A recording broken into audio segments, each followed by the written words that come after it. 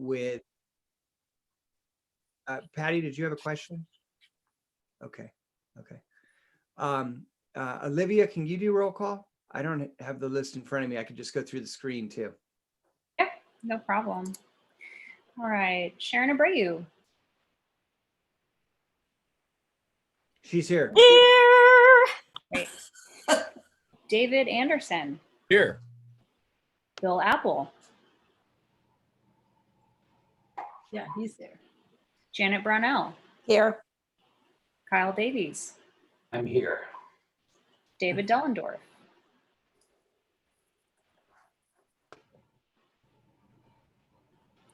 Paul Dossett. Here.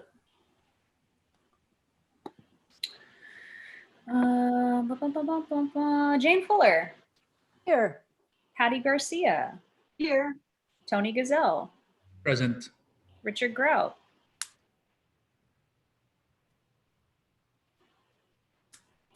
Liz Lafferty. Present. Bob O'Connell. He is here. Yeah, we see him. There he is. He's muted. Oh, okay. Kevin Rinker. He- Olivia Roseberry, present. Maureen C. Here. Anne Marie Shanks. Here. And Tom Starr. Here. All right, that concludes roll call. Okay, and then also, just to be clear, if I want to make sure folks saw Randy's email, for public's sake, Randy Gaylord is our county prosecuting attorney. He clarified that while we have excused some absences in the past, our current charter actually says that there are no excuses for missing a meeting, Charter Review Commission meeting. And if you miss 4 consecutive meetings, you are off the commission, which I think is a little harsh, but 4 consecutive meetings, I think, is the main point there, which is pretty important to think about. So we can think about that language as we go forward. So with that, was there a comment? No, okay. Are there any questions or additions or changes that folks have for the minutes? And if not, I would accept a motion to accept the meeting minutes from April 14th. Anne Marie. Motion to accept the minutes. Okay. Second. Okay, we have a motion and a second. All those in favor? Aye. Aye. Any opposed or abstentions? Great. The minutes are approved or accepted. All right. So we're going to go into our presentation that we have today and keep moving along with the agenda. And it is a real honor to have Snohomish County Executive Dave Summers here with us. I first got to know Dave when he was a Snohomish County Council member, and he and I created what I'm proud, I just heard it still exists and is still very strong, which is the Coastal Counties Caucus. We realized early on that while the state had an association of counties, the coastal counties had more in common with each other than we did with some of our inland counties that bordered us. And so we formed a caucus of the coastal counties, and Dave and I co-chaired that for a number of years together. And Dave has been a county council person and executive more for this conversation. He's also been very involved with the Charter Review Commissions over the years in Snohomish County, including helping really put some of the ideas together similar to what we're discussing with regard to justice and equity issues. And then he has also been one of the leaders on sustainability and climate action throughout the state, frankly, but really from a county's perspective. So we invited Dave many weeks ago, and we're finally able to figure out a date that worked for all of us. So Dave, thank you so much for your time today, and we're looking forward to hearing from you. Well, thank you, Kevin, and it's really a pleasure to be with you all. I got some bit of presentation and response to questions that you all posed to me before, but I would really rather have a conversation, so we'll make sure we have plenty of time for discussion at the end. But by way of background, as Kevin mentioned, I'm serving in my second term as county executive, so I'm just in the middle of my 6th year as county executive. Prior to that, I served 4 terms 3.5 actually on the Snohomish County Council. I first took office in 1998. Prior to that, I was a fisheries biologist and went to the UW. And my connection to San Juan County is my wife worked at the UW Marine Lab in Friday Harbor for 2 years. Back in the late 70s, there was a major effort to characterize uh, the shorelines and ecosystems throughout the Puget Sound, and there was a major effort there at Friday Harbor. And spent 2 years doing that, and lived with the Sunstroms out in the middle of San Juan Island, and I think that family's still going strong there. Yep. But yeah, so anyway, San Juan County is near and dear to our hearts, and just glad to be able to help a little bit. So I thought what I'd do, kind of go through a little bit, again, is the questions you posed to me, then come back for questions. But so the first one was really talking a little bit about the role of an elected county executive. And you guys are into it deep enough to know, essentially, I'm the CEO. I'm responsible for all the departments that are not run by other elected. So we do in Snohomish County have an elected sheriff, an elected treasurer, assessor, clerk, auditor, and I'm probably missing some, but those departments are run by those other elected officials, which creates some challenges, frankly, in terms of my role as a county executive running the IT program. There's always a push and pull between departments, who's in charge of their IT. Human resources, we have the human resources, but again, like the sheriff's office does a lot of the hiring. So create some divisions, and I probably want to come back to that whole issue about other elected officials. But I probably spend about, I would say about 60% of my time on internal issues. It's policy calls that come up from our departments, whether it's our Parks Department, Public Works, Planning and Developmental Services, Human Resources, IT, the Office of Public Defense is under me. So there's always issues that come up that I'm really responsible for. And so working hand in glove with my deputy executive, who I'll talk about in a minute. So spend a lot of time on internal things. I've also established a Office of Social Justice just this last year, and that reports directly to me. So I'm spending quite a bit of time on that, directly involved in discussions about how we address social justice issues, both internally to the county and county organization, but also externally in Snohomish County. I was going to mention also, I live outside of Monroe. I represented the 5th Council District, which is Snohomish, Monroe, Sultan Gold Bar, the Sky Valley, kind of what I'd characterize as kind of a purple part of our county, but very, very proud of this area. But we are a very diverse county, from extremely urban to really rural. So we have a wide diversity of communities and people here in the county. But so going back, 60% internal.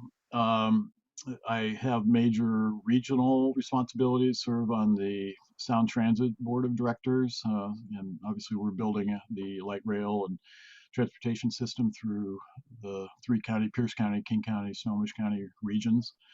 I serve on the Puget Sound Regional Council. I'm just the past chair of that organization, and that's a regional metropolitan planning organization which distributes federal dollars to the region. Got major roles in our COVID response, which is really a joint effort between Snohomish County and our health district, which is independent, has its own board. It's not part of county government, but is closely aligned with it. And I'm often asked to participate in regional discussions, cross county issues. So spend quite a bit of time doing that. And then public interaction is the chief elected officer for the county. I'm kind of viewed, I tell people, they ask what a county executive is, kind of like being the mayor of a county, chief executive officer. I spend a lot of time working with my mayors throughout the county. I have a weekly check-in with them to coordinate and communicate and really kind of align our efforts together and make sure that county government is serving city government well. Often asked to speak at particularly lately social justice public meetings in groups that have been stood up, Earth Days. I have made a special commitment to get out to some of our maybe less accessible communities, our Hispanic community, Sikhs, Koreans. We've got just a very diverse county again. A lot of folks that aren't necessarily plugged into county government very well, and I view it as my responsibility really to make sure that county government is accessible and open and has a face to everybody in Snohomish County. So that's about the breakout that I would give how I spend my time. There was a question about the role of the deputy executive. The deputy executive really is critically important. I'm really fortunate. My deputy is Eric Parks. He worked with me as my executive assistant when I was on the county council.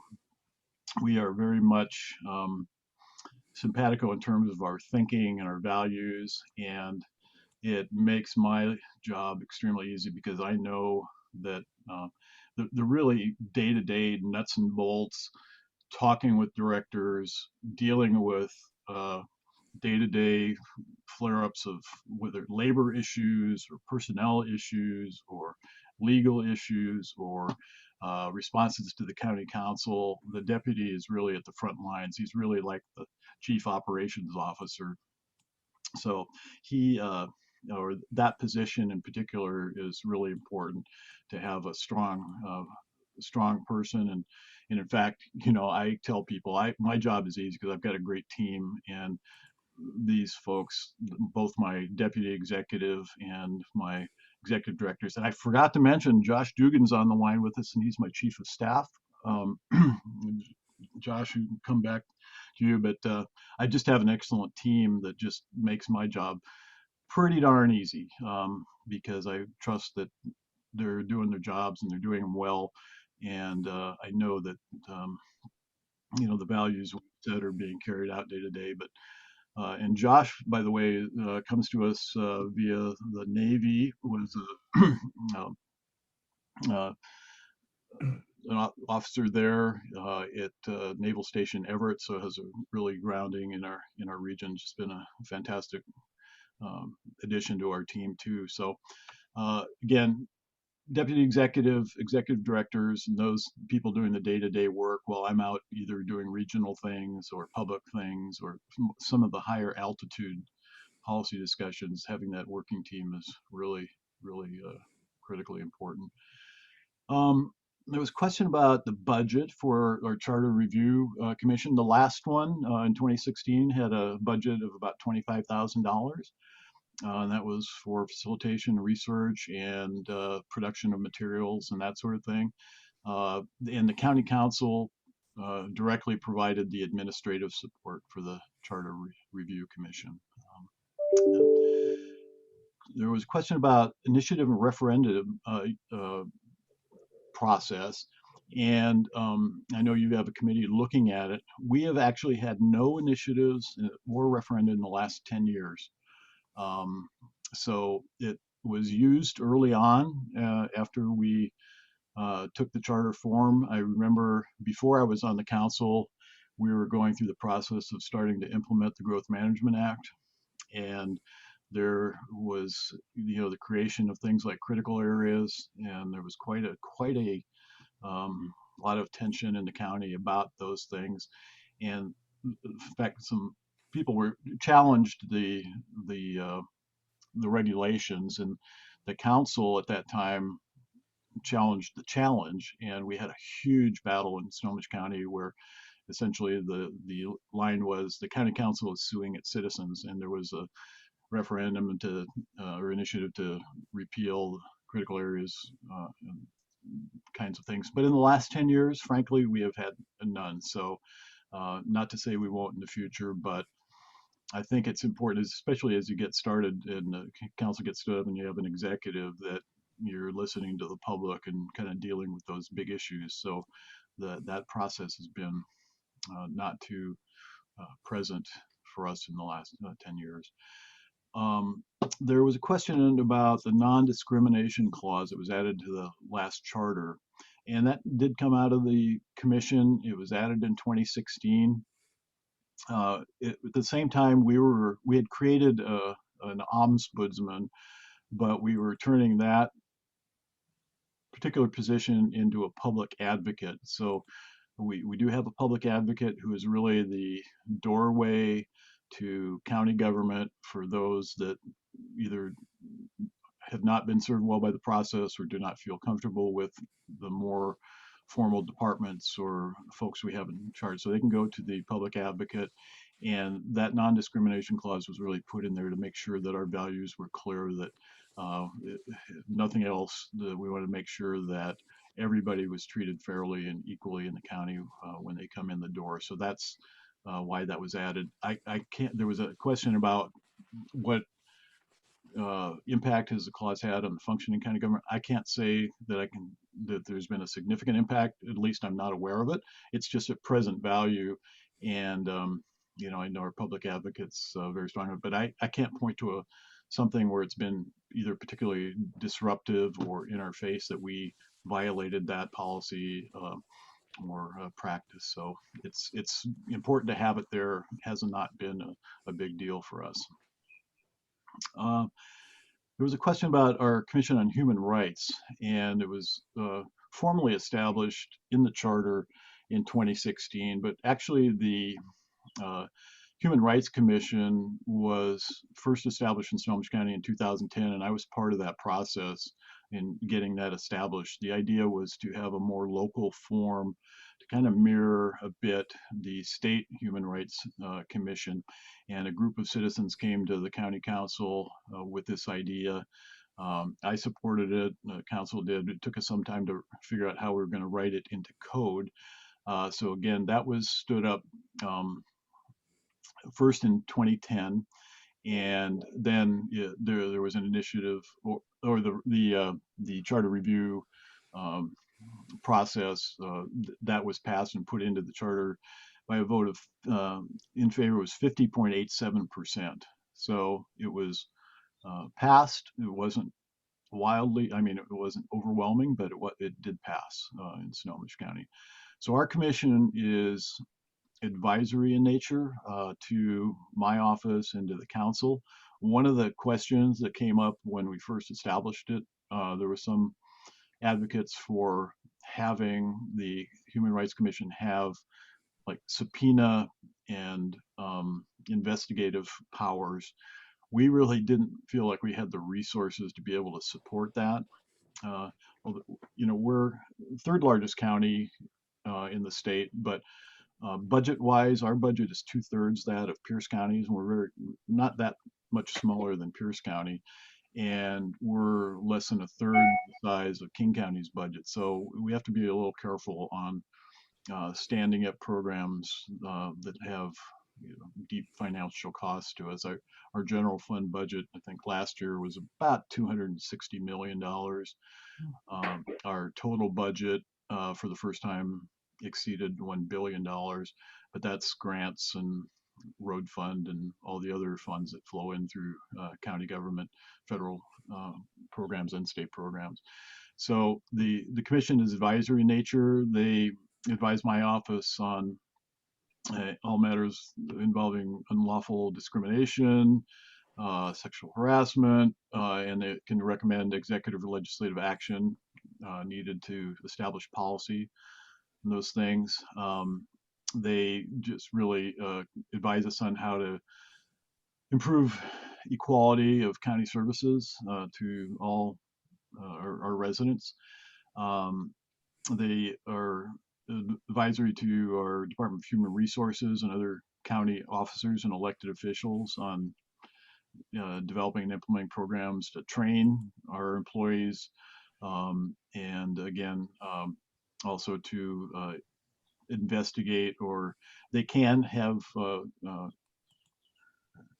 public hearings on complaints. They, again, don't have the investigative authority, but they can refer those issues to the county council and to my offices and others. So conducting public hearings to really ascertain the status of and treatment of racial, ethnic, religious, cultural, or social groups within the county. So they do that. They put out publications on human rights issues. They have an annual conference about that, outside meetings with groups.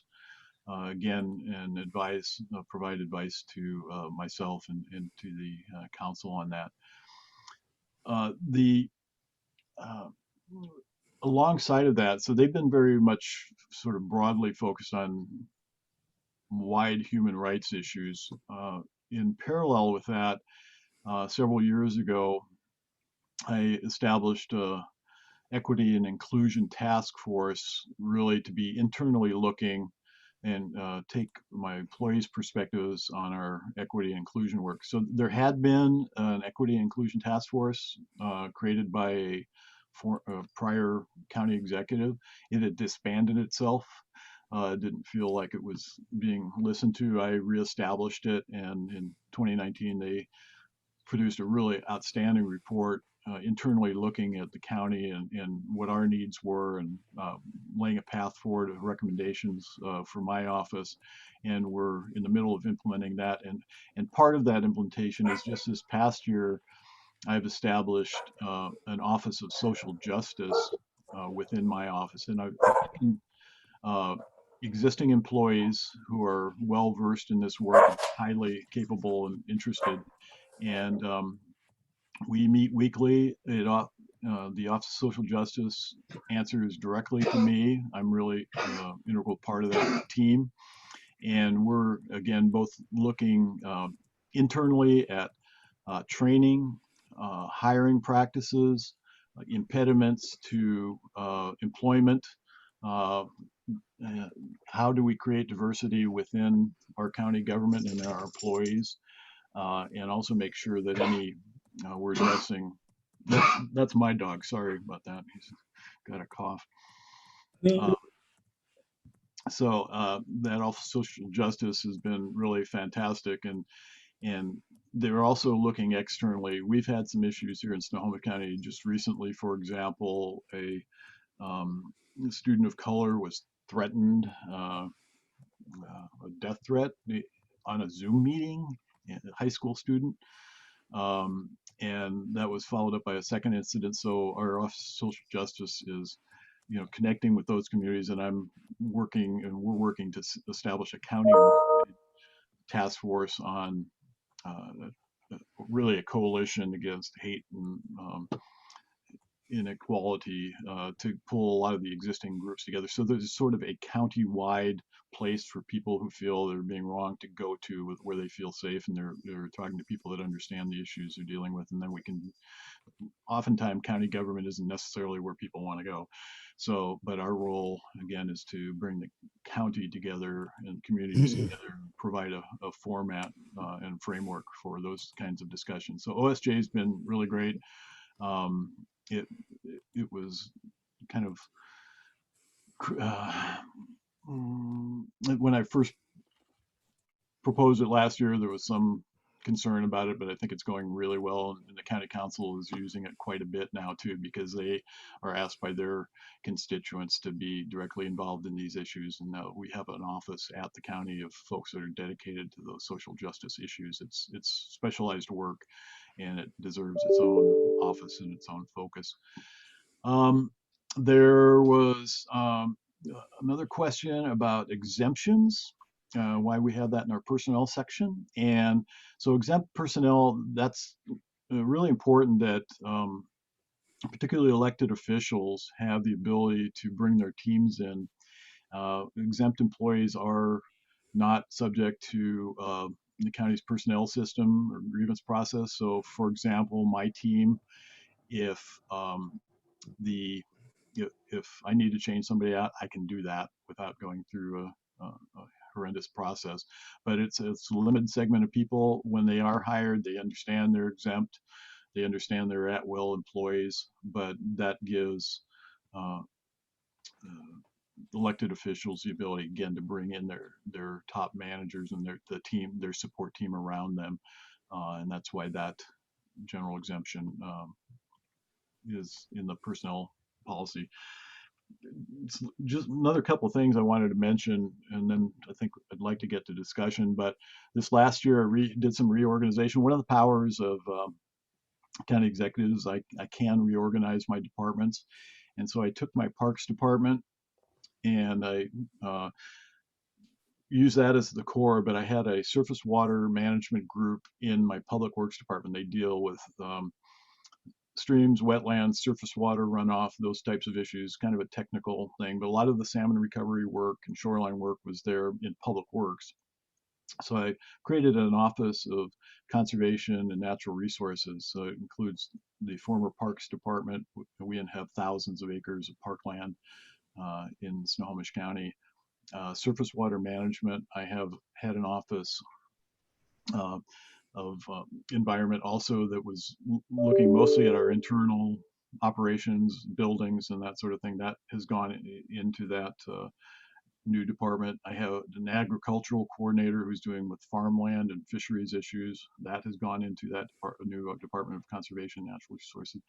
And it is helping, it's really the support department for a climate change task force that I stood up about a year and a half ago of outside citizens that are developing our plan and advising the county on how we best address climate change issues, both through our operations, but also as a kind of a leader in the community. So that group is doing its work and has been really productive so far. But again, COVID's kind of put a little kink in things, but we now have a department that is focused squarely on conservation and natural resources issues as part of their mission. So those were really the questions that you'd laid out. I did want to say the way it works, I am an independently elected official. I have a council, though, that I propose a budget to. I pretty much, our office tees up ordinances and actions for county council actions. We had a process called the ECAF, Executive Council Action. It was called ECAF form, and now we've gone recently all digital. But very much my departments do the day-to-day work, and we tee up issues for the council. The council can initiate their own actions, and they often do. I can initiate actions. It doesn't do me much good to initiate something that I don't have council participation in. So it's very much got to be a teamwork thing. It's like any other organization, whether it's a mayor and a city council or a private company that has a board but a CEO. You've got to work in harmony as best you can, and I think we're doing a really good job right now. It hasn't always been a smooth road in Snohomish County, but I think the system works well. Council being the legislative branch, I'm the executive branch. Our charter has a pretty clear provision in it that council members cannot sort of directly order around or direct the work of executive staff. When I first got on the county council, in fact, the first few weeks, Bob Durrell, you may know him, but good executive, but they clearly laid down to the council that here's the person you talk to. If you want something out of one of our departments, there's one person you go through. And there used to be kind of there was a memo going around that if anybody in an executive department, any staff person was contacted by a council member, that it should be reported immediately up to the executive's office. I don't do things that way, but we do make clear that at the end of the day, we've got to have some order. I want to serve the council. It makes a lot of sense to me. They are elected officials and put there to provide policy direction. And at the end of the day, they pass the budget and they pass the ordinances. So we're looser on that, but having that division of executive type of management work, really day-to-day management of departments, somewhat separated from the legislative function is the way the system's supposed to work. And I think it works. It works well. Having been on both sides of the aisle, the executive work is much different than the council work. Really, we're nuts and bolts. We're getting things done, deeply involved in the details of the work that has to be done. As a council member, you're not so much. You're higher altitude, and sometimes you get into issues where the council wants to do something and it's way more complicated than they might think. But we work through those issues really well here, and that's just the nature of that sort of our form of government. And the last thing is that as county executive, I feel a responsibility as the one elected official that's kind of elected countywide with broad responsibilities. The sheriff is elected countywide, but is kind of focused on those issues. I've got broad responsibility, so I do initiate things like the Office of Social Justice and like the Equity and Inclusion Task Force and the Climate Change Group that's been meeting. I can initiate those things. Again, I do that in consultation with the council, but at the end of the day, on some of these, I don't necessarily ask for permission, but work with them to do that, because I am looked at as by our citizens as somebody that needs to be taking action and have my own actions that I think are important, need to put forward publicly. So I know I'm missing a lot of stuff, and it's probably better at this point to get to questions and we can fill in the gaps, Kevin. Yeah, Executive Summers, thank you for that overview and for your service, not just to Snohomish County, but to Washington State. It's really great to have you in the position that you are. Let's open it up for questions. There were several in the chat. If the folks that put them in the chat want to maybe just reiterate them so that the executive can hear them, if you want to raise your hands. I need to pull up chat. Let's go to Janet Burnell. So thank you so much for that presentation. It was fascinating. Josh actually answered one of mine, which was about the composition of the Human Rights Committee, like how many were on it, what is the application process, what's the selection process of the people that are on that. But he sent a fabulous link that I'll read. Then I was also interested in the social justice person, and I didn't know if it's a person or it's more people. I just didn't know how big an office it was and what were the qualifications of that person or people. Yeah. So we actually have, let's see, about seven of us that are really make up at the office. And there's three principals. One is my former human resources director, Annie Cole, doing this work. I've got Alessandra Durham, Vanessa Gutierrez, who put together our census efforts last year and has a lot of connections out to the committee. I also have, as part of the team, my public defender, and is involved in a lot of social justice issues. We hired our former sheriff who lost the last election, but has 30 plus years of law enforcement experience and is just a great resource, and he's part of the team. And then myself and Eric Parks, my deputy, we comprise the team. We do not have a director, and that's by choice at this point, that I am ultimately responsible and need to be the focal point. It is an office that answers to me, and I need to be the point person on it. So right now they're all answering to me, and it's working well, frankly, so far. And we've just really come a long way in just 6 months. All my directors, we're going through discussions about all the issues that we've been seeing around the country of racism and social justice, and I'm really working on making sure that all my directors are addressing these issues. They know what my values are, and we're getting that out and figuring out how to make county government just a place that's welcoming and open. And so that's how we're set up. Thank you. Other questions for Executive Summers? Bob, please. Thank you. Executive Summers, obviously, thank you for being here. It's very helpful to us. Mr. Chair, might I ask two questions? Yeah, please, go ahead. All right. The first question has to do generally with your veto power. Have you had to exercise that, and can they override, and how's that work? Yeah, we have a 5-member council.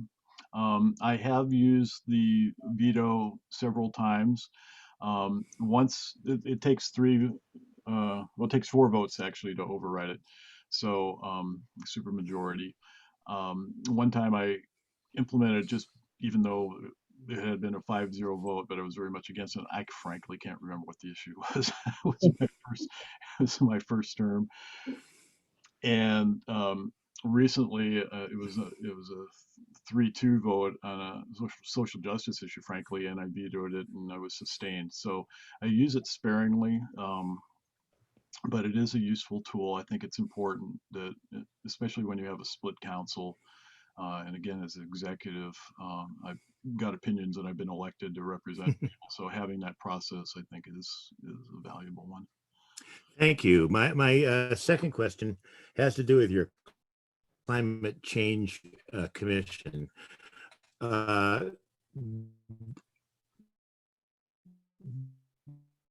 Bob, you're breaking up. I assume that they make I'm sorry. Now we can hear you if you want to try. I was wondering if the Climate Change Commission, does the county follow their recommendations or kind of stick them in a drawer? Yeah.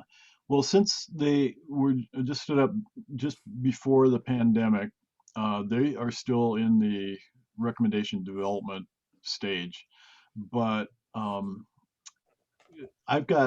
we have a 3-term limit. So I'm planning on running again in 2 years. So I've got 6 years left.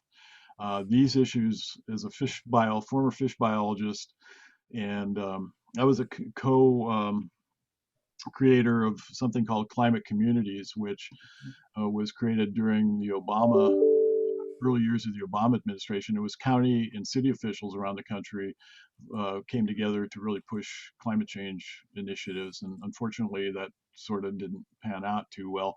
But we have every intention. We are electrifying our fleet. We are doing solar installations. We've just recently electrified our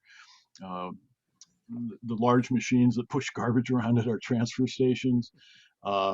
We had a biodiesel initiative a few years back with our farmers, and we proved the concept, at least, of growing canola and creating biodiesel here. Unfortunately, the market for all that fell out, but we can do it. So it's my intent to move us forward on that. We have the largest bank of electric chargers in the county, and probably the largest I've seen in the region here. So I've got a split council. I've got 3 Democrats, 2 Republicans. I'd say all 5 of them are extremely interested in addressing this issue, know how important it is. We come at it from little different directions, but I think we will be making good progress on the recommendations. And again, they are both internal in our operations and what we can do as county government to make sure that we're doing the right thing and leading the way, as well as how we're addressing externally and working with others on sort of the regional issues. So jury's out on that one, but I'm very hopeful. Thank you, sir. Tony, I saw your hand, and then Maureen. Thank you, Mr. Chair. Mr. Summers, thank you so much. This is fascinating. I like the way that you set a certain division of responsibilities, the way you operate as executive. Here's my question. In Snohomish County, you have what's called the legislative powers, and that's expressed what that is. And then you have the executive powers, and that's what that is. In our county, it looks like our council in the charter we have is the council has both legislative and executive powers. Can you tell us, please, how is your system of government working, and do you see any problems where the council is at a certain level, like you mentioned, I think at a higher level, and the executive kind of operates the county appointed positions and other positions? As a matter of fact, the executive council includes some of the elected officials in your county, if I understand that correctly. So tell me, how is that working for you? And are there any problems in this process? Yeah. So you really have, I looked at your charter, you really still have a commissioner form of government. Three, although they call them council members, but then a hired administrator. And that works at a certain level, but especially as you try to tackle more complex issues and things, you've got really three leaders, pushing the boat. And I think ours works well in that the council focuses on, okay, they do set policy, they do ordinances, they're really focused on that, just like the legislature, those higher level issues that they want grappled, and then they don't have to worry so much about implementation. I'm responsible for implementing. It's quite clear in the charter that I implement, what they put forward. So at the same time, I, as an elected official, can put forward initiatives, and I mentioned some of those.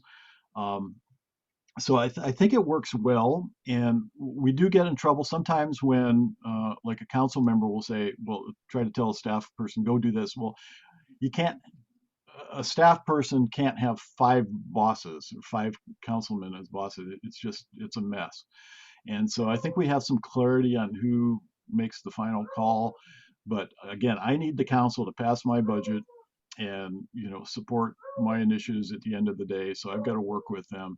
But I'm focused on implementation, getting stuff done. They're focused on higher policy levels. I do very much believe in collaboration. So I have both a weekly cabinet meeting, and all the other elected officials are invited. Most of them participate, and the sheriff's office not so much, and lately the prosecuting attorney not so much, but the assessor and auditor and those other departments do participate. Again, I am in charge of the IT department, which they all rely on, and also human resources. But we're like a business. We need to be functional and efficient, and at the end of the day, if county government is not running right, I'm going to get blamed. So it's in my interest to make sure that it's running smoothly, and so that I think it works well.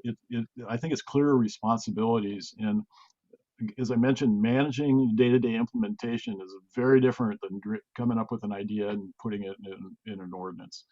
And that's why we have a legislature and a governor, and that's why we have boards of directors and CEOs. It's very much along that model. It's interesting. I was afraid you were going to ask me, what does executive powers mean? And it says that I'm endowed with all executive powers. And if you go try to find out what that means, I'm still looking. Well, thank you so much, Mr. Summers. It sounds like you're doing a great job in your county. Well, my team's doing a great job. Maureen, if you don't mind, I think Jane has questions that are directly in line with this. So can we go to Jane and then Maureen? Is Maureen okay with that? Okay, she's yeah, 3 related questions. I think they're related to what was just asked by Tony, but I'm just curious to know the relationship between what you described as what was formerly an ombudsperson, which is becoming or has become a public advocate, your HR commission, and your Office of Social Justice, and how do they interact? And are they oversight entities in some form? And if so, over what, with regard to justice and equity issues, et cetera? Then a separate question is the costs associated with creating your Office of Social Justice, or any other costs associated with this public advocate and the HR commission. So the public advocate is really its own office. It's independent, and has a very small budget, and is really 1 person or 1.5 people. But again, that's the doorway. Citizens can come with a complaint or a question, and our public advocate, helps them through the process, or if there's knows county government inside and out, so they can really get a citizen in through the bureaucracy and cut through the fog of county government. My equity inclusion task force, it was broad to start with, and they have now been refocused since I started the Office of Social Justice. I've refocused the equity inclusion task force to be looking strictly and working with my human resources department to look at our policies and procedures for hiring and training and sort of the internal process of making sure that our workforce reflects our community, and that we're really weeding out those impediments. For example, we required, even to get a job, you had to have a driver's license, whether you needed to drive or not. And that doesn't seem like much, but it's impediment for some people. I mean, and it's small things, and there's institutional things. So the Equity Inclusion Task Force is now focused internally on those issues. The Human Rights Commission, again, has been much broader, externally focused now on community issues and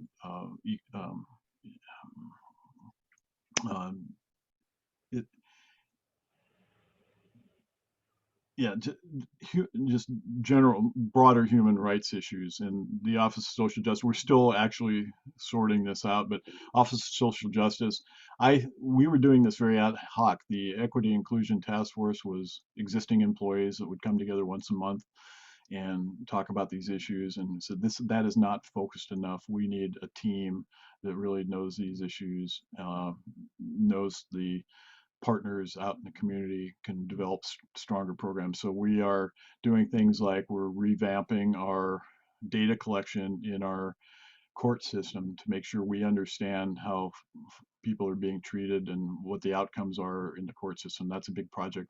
But as soon as you start doing that, you also have to look at, okay, how are people accessing our human services resources, whether it's housing or mental health or jobs or the multitude of programs we have. So Office of Social Justice is very much looking at those mechanistic things. So still a little bit of a work in progress, but equity inclusion kind of was my first advisor, but now they're focused on human services issues, and OSJ is both internal and external. So I have to get a budget for each of these through the council.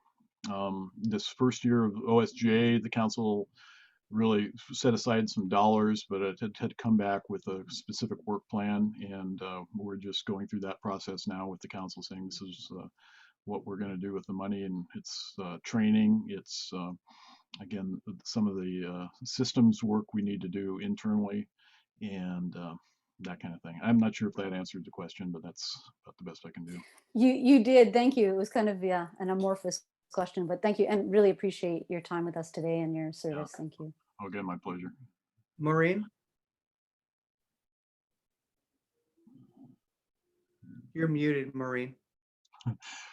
But it looks very eloquent, whatever it is you're saying. I'm going to buy a whole case of cups that say you're on mute. Yeah, it just muted on its own. Okay. You kind of answered all these questions, and I just wanted to clarify a couple of things. Also to say that your budget is so much bigger than the county of San Juan. So the description of the programs you're able to achieve are just so wonderful. It's just, when you've got that kind of money, you can really create a bigger thing. Well, I'm jealous of Pierce County and King County, so there you go. Okay, well, it's all relative, isn't it? Yeah. So I just wanted to clarify, the task forces that you have assembled, which are so great, are comprised of paid staff. So that's why you need budgets and all that other stuff.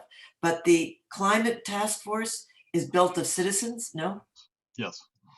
Okay. Citizens, but we staff it. So they have a staff person assigned to them who keeps the notes, organizes the meetings, and really does the work product. So Lisa DeLude was my, for some reason the term is just Joshua. What was Lisa's title? Anyway, she was sustainability Yeah, Energy and Sustainability Manager. There, I'm sorry. Hi, Josh. But she staffs that group, but it is citizens from around the county. And that was Josh. He was Master Chief at Naval Station Everett, so he knows how to get things done and been a great resource. But we staff the Equity Inclusion Task Force was internal. Human Rights Commission is external volunteers. Okay. And yeah, so it's a mixture of the two.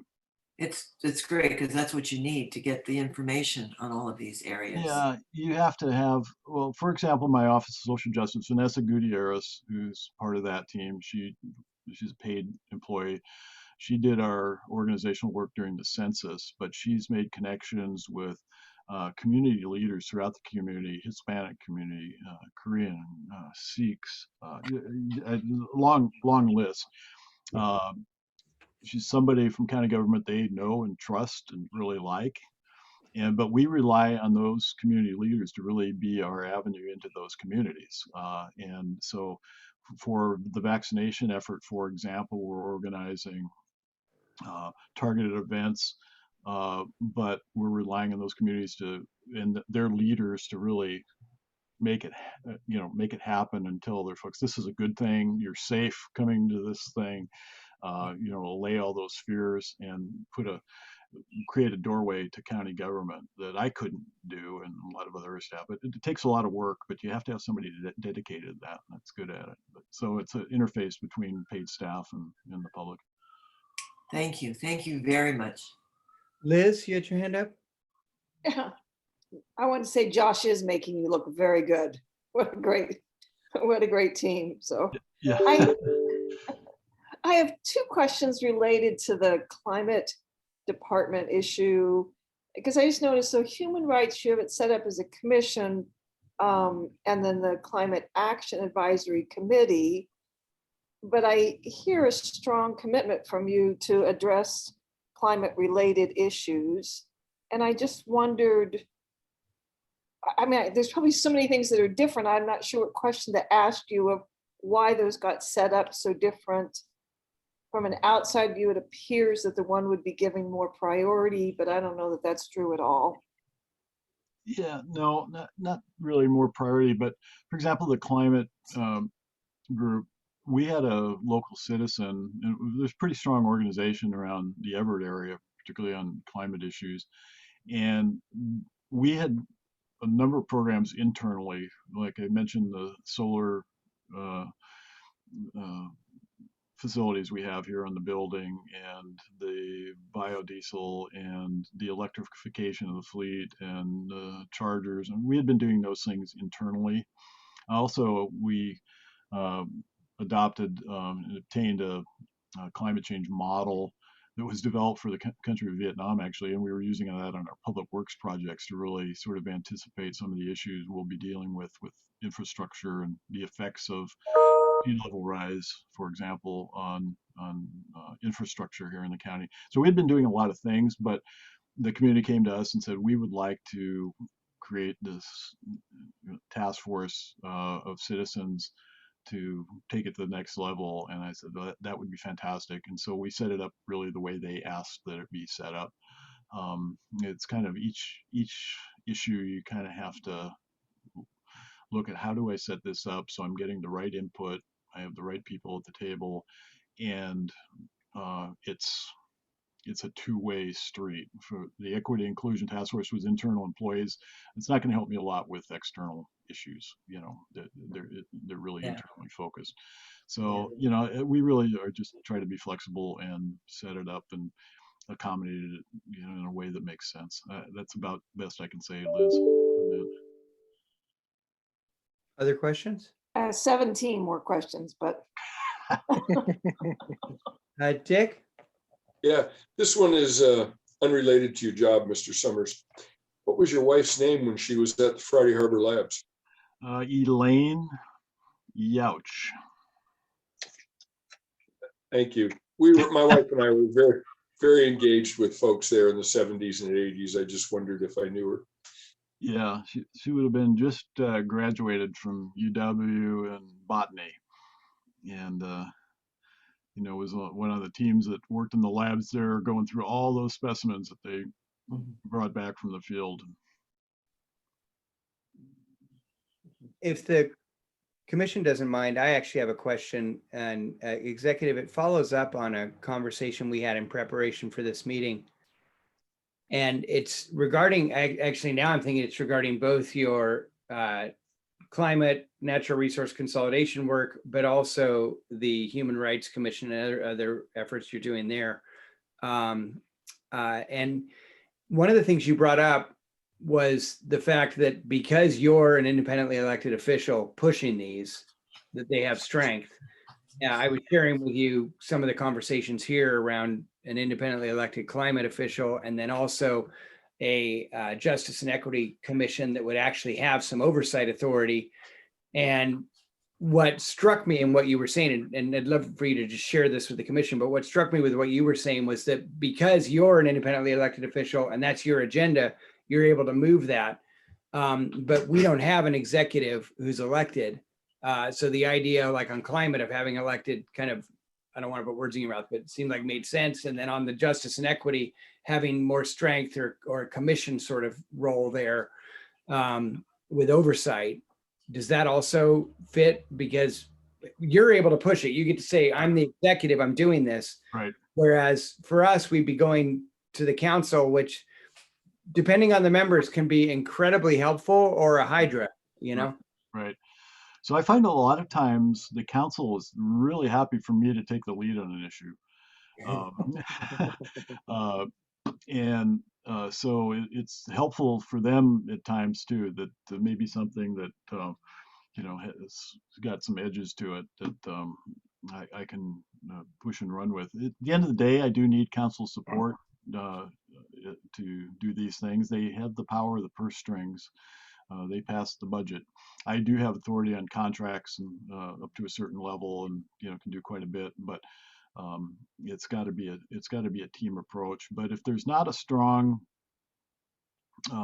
council direction, there might be a majority and an interest. I can push things that they can't, and I feel it's my responsibility to kind of set a tone for my administration that's important. Like the human rights issues are important, the climate change issues. As a former biologist, natural resource issues are important to me, and I'm able to highlight that and express my priorities to some degree. But they, at the end of the day, they also have to be consistent with our county and the councils. I'm not sure if that gets at what you're talking about, Kevin, but that's the way it works.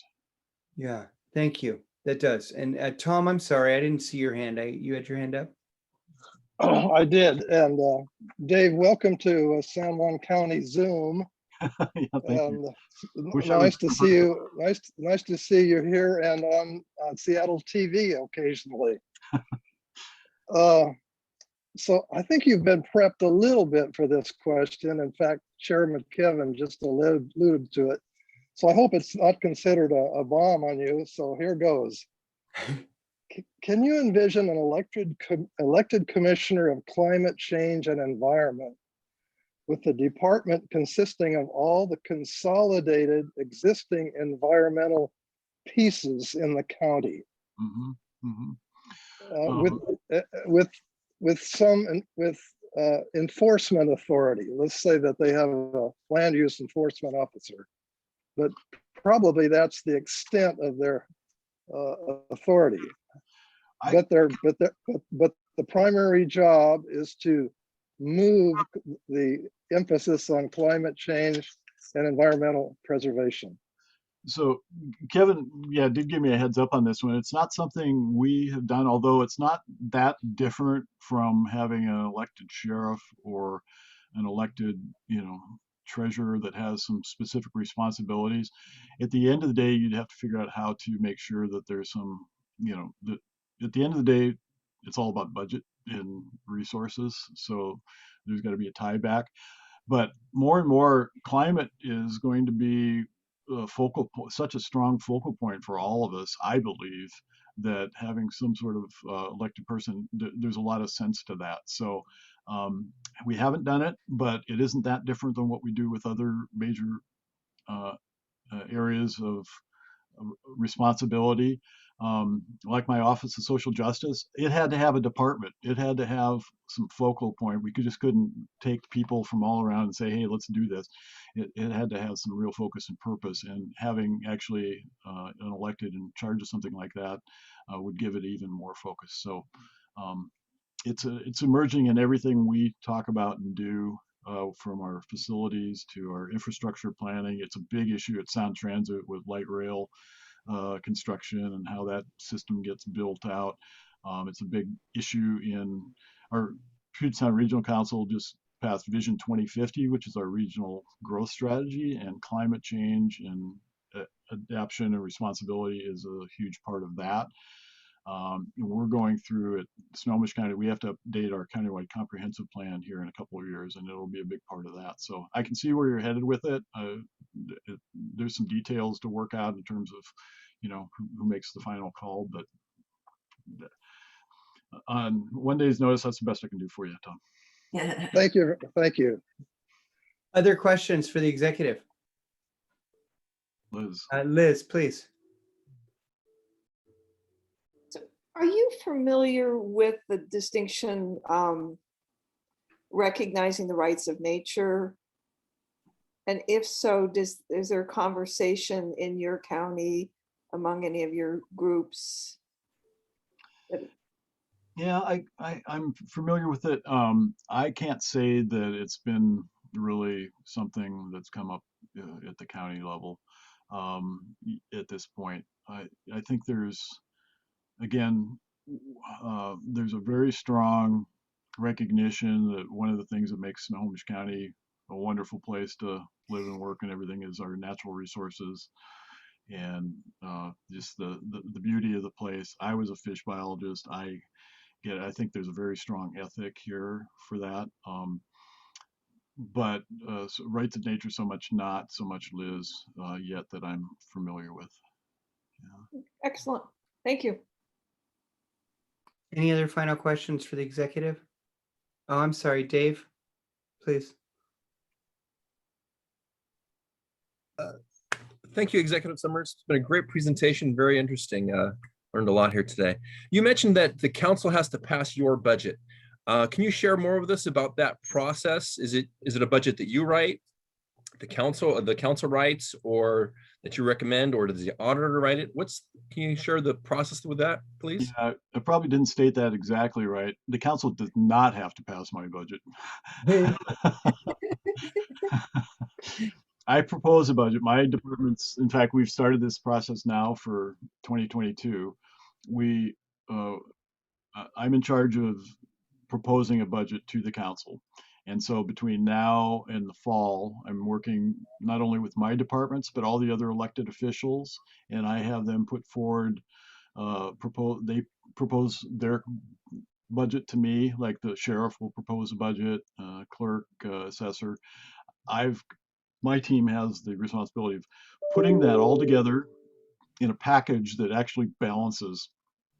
And if we gave every other elected what they wanted, we would not have a balanced budget, but we're required. So I have to put forward a balanced budget, which allows me to some degree to shape the priorities and recommendations up to the council. They'll get it in the fall, and they have about 2 months to go over it and make amendments. And if they wanted to throw it in the trash can, and this has happened in the past, and kind of start over, not to me, although it did happen when I was on council and we did it to another executive. We had an executive that was on his own pathway for a while, but anyway, so it's very much a back, but then the council goes through it. They have an analyst in each department, one that looks at each department, or one that they have about 5 analysts and they have multiple departments, but they go through it, ask us questions, make us justify what we're recommending. They can tweak it, and then they pass it just before Thanksgiving. So I spend, much of the year developing the proposed recommended budget, and then they put their mark on it and pass it. Great. But at Thank the end you. of the day, they pass the budget. So. Okay. Thank you. Any final questions for the executive? Okay, seeing none, Dave, thank you so much for your time, for your presentation, for answering our questions and giving us some really insightful, thoughtful ideas. Yeah, well, Yeah. thank you, Kevin. It's great seeing you all. I wish we could be in person. And I kind of felt, I was thinking about this, it's kind of like, you could have advertised as a live county executive in captivity. But it's been my pleasure. And if I can help along the way, I'd be happy to come back anytime. Wonderful. So much. Wonderful. Thank you so much. Thank you so much. And yeah, if we have any follow-up questions, we'll shoot them over to your staff. Okay. You all have a good evening. Thank you again. I Very know. You're welcome back to San Juan County. I'll be right up. Thank you. Dave. Thank you. And thank you, Hey, Josh. Yeah. Josh, Yeah, you see what a good team is critical. You're very welcome.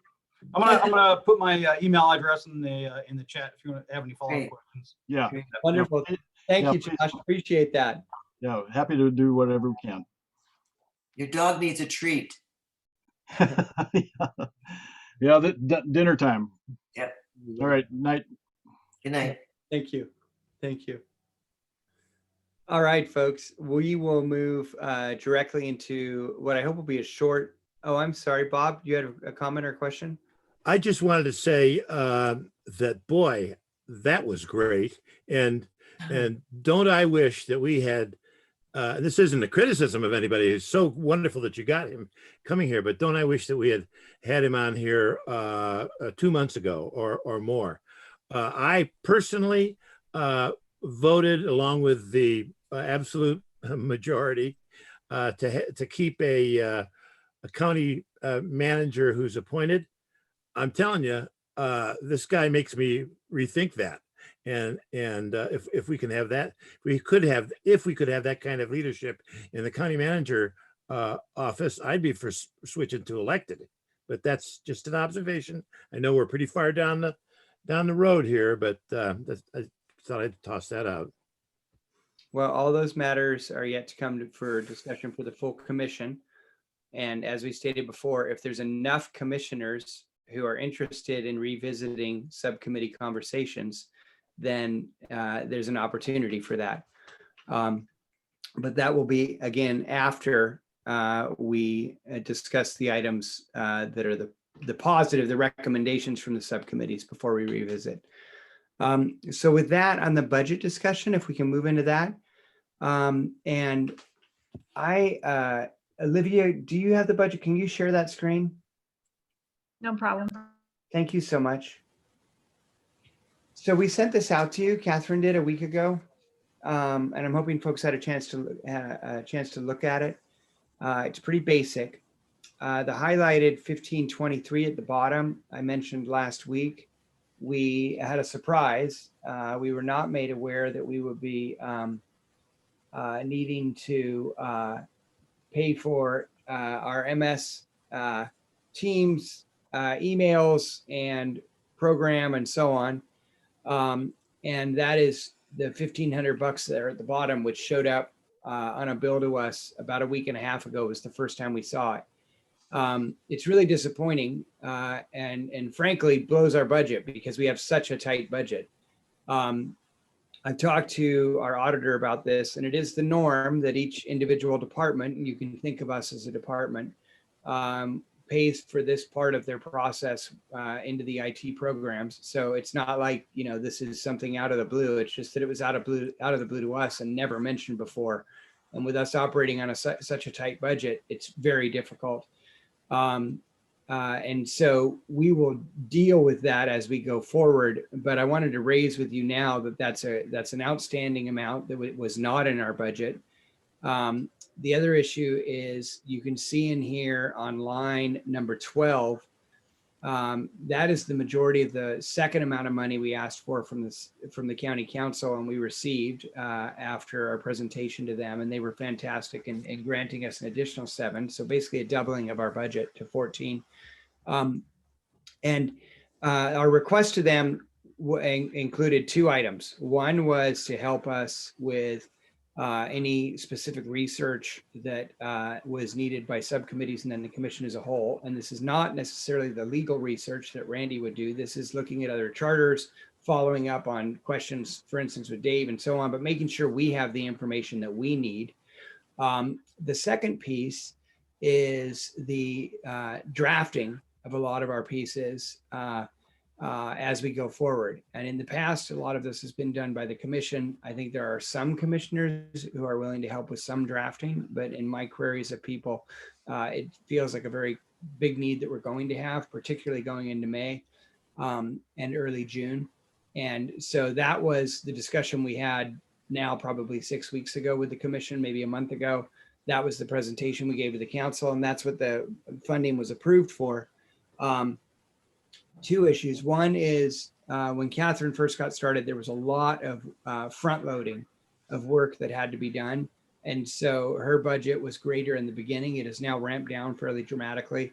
And we're keeping her usually under 10 hours a week, which is what you see here in this budget going forward.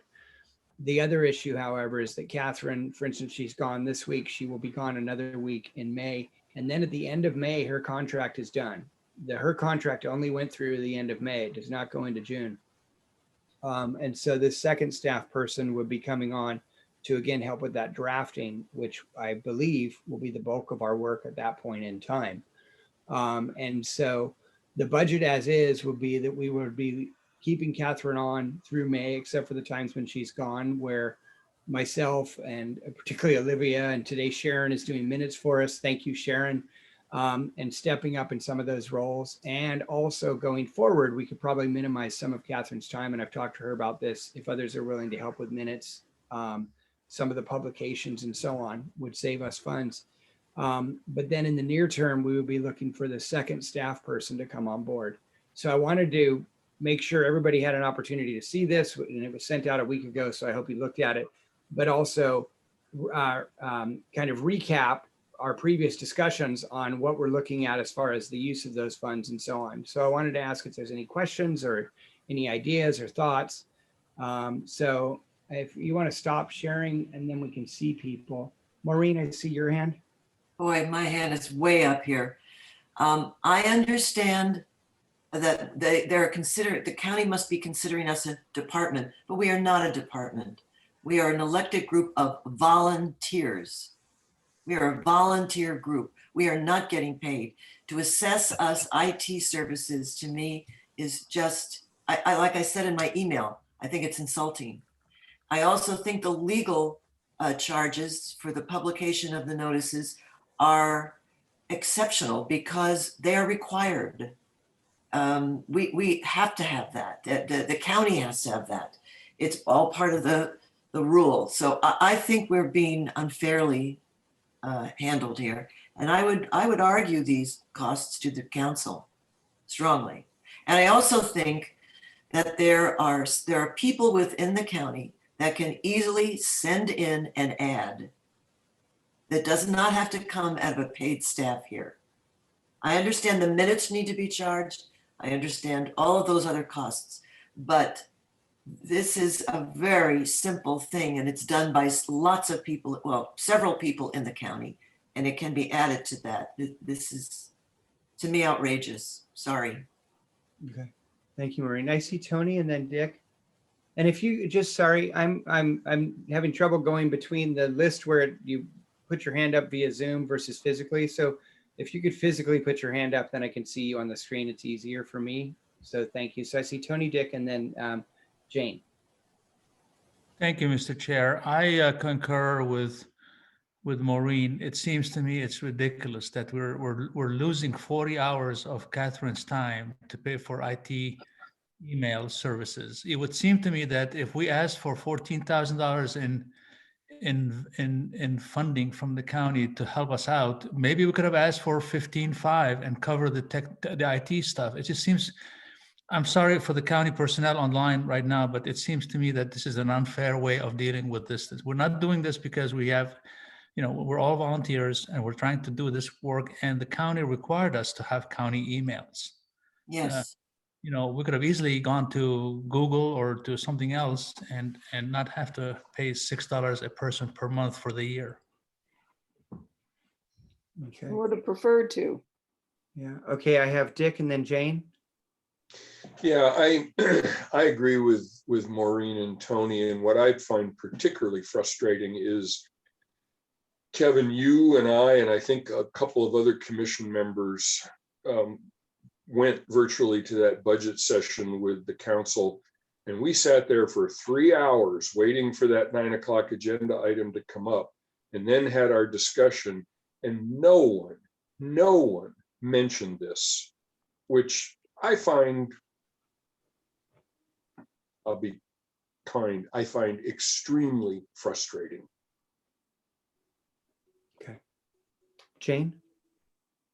Yeah, thank you, Mr. Chair. On the issue of staff person number 2, I just and the line item that is allocated to that staff person's work, I just would like a little bit more clarification. Sorry if I missed this, whether that person is someone who can help us do some background research for our committee work. I'll be blunt in saying I'm flying blind a little bit in some of the stuff that we're doing at the committee level, and I'll also be blunt in saying I work full time. I have a family. Some of us are in those situations, and I am a self-employed consultant. I bill by the hour, by the day for my work, and so when I take a day to do commission work, it costs me income. I'm being quite frank.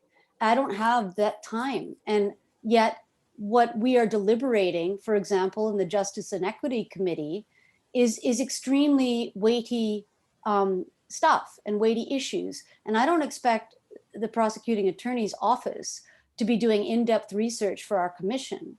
But I would like to know, what is staff person number 2 for this commission going to be charged with doing in terms of supporting us in our research? And I concur with you in saying that we're not looking for legal opinions on things at this stage. We're looking for explanations of materials we've come up against or come up with through our own online research.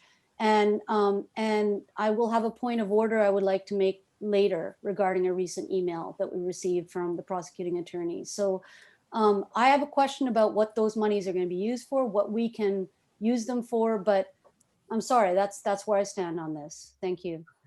So if folks don't mind, I can respond to a couple things. One is to the previous comments.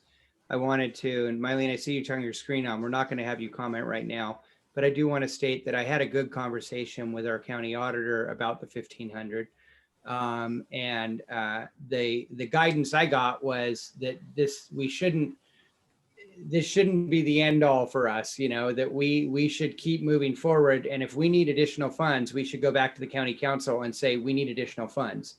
And I think to Maureen, Dick, and Tony's points, because this wasn't clear. I mean, if this had been clear, I would have asked for 15,500 instead of 14,000.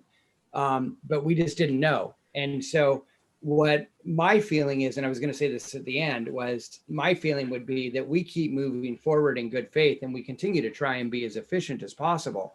But if we get to the point where we are going over, then as Mylene just put in the chat, we go back and we say, we want a budget amendment and we need an additional 1,500. And it's not that we're spending recklessly here. We're doing our work. As Maureen pointed out, we're all volunteers doing our work.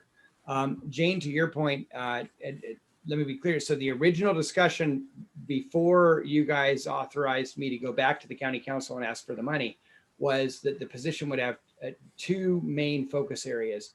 One was helping us draft our actual recommendations when we get to that point. And that is not, the prosecuting attorney's office will have a full, very important role in reviewing everything that we draft and making sure that it's appropriate and so on and all that. So it's not that, it's helping us draft. The second piece was helping us with research. And again, that's not legal findings, that's doing research. That's what you're talking about and what I've been doing and all of us have been doing, going online, talking to others at different counties and so on.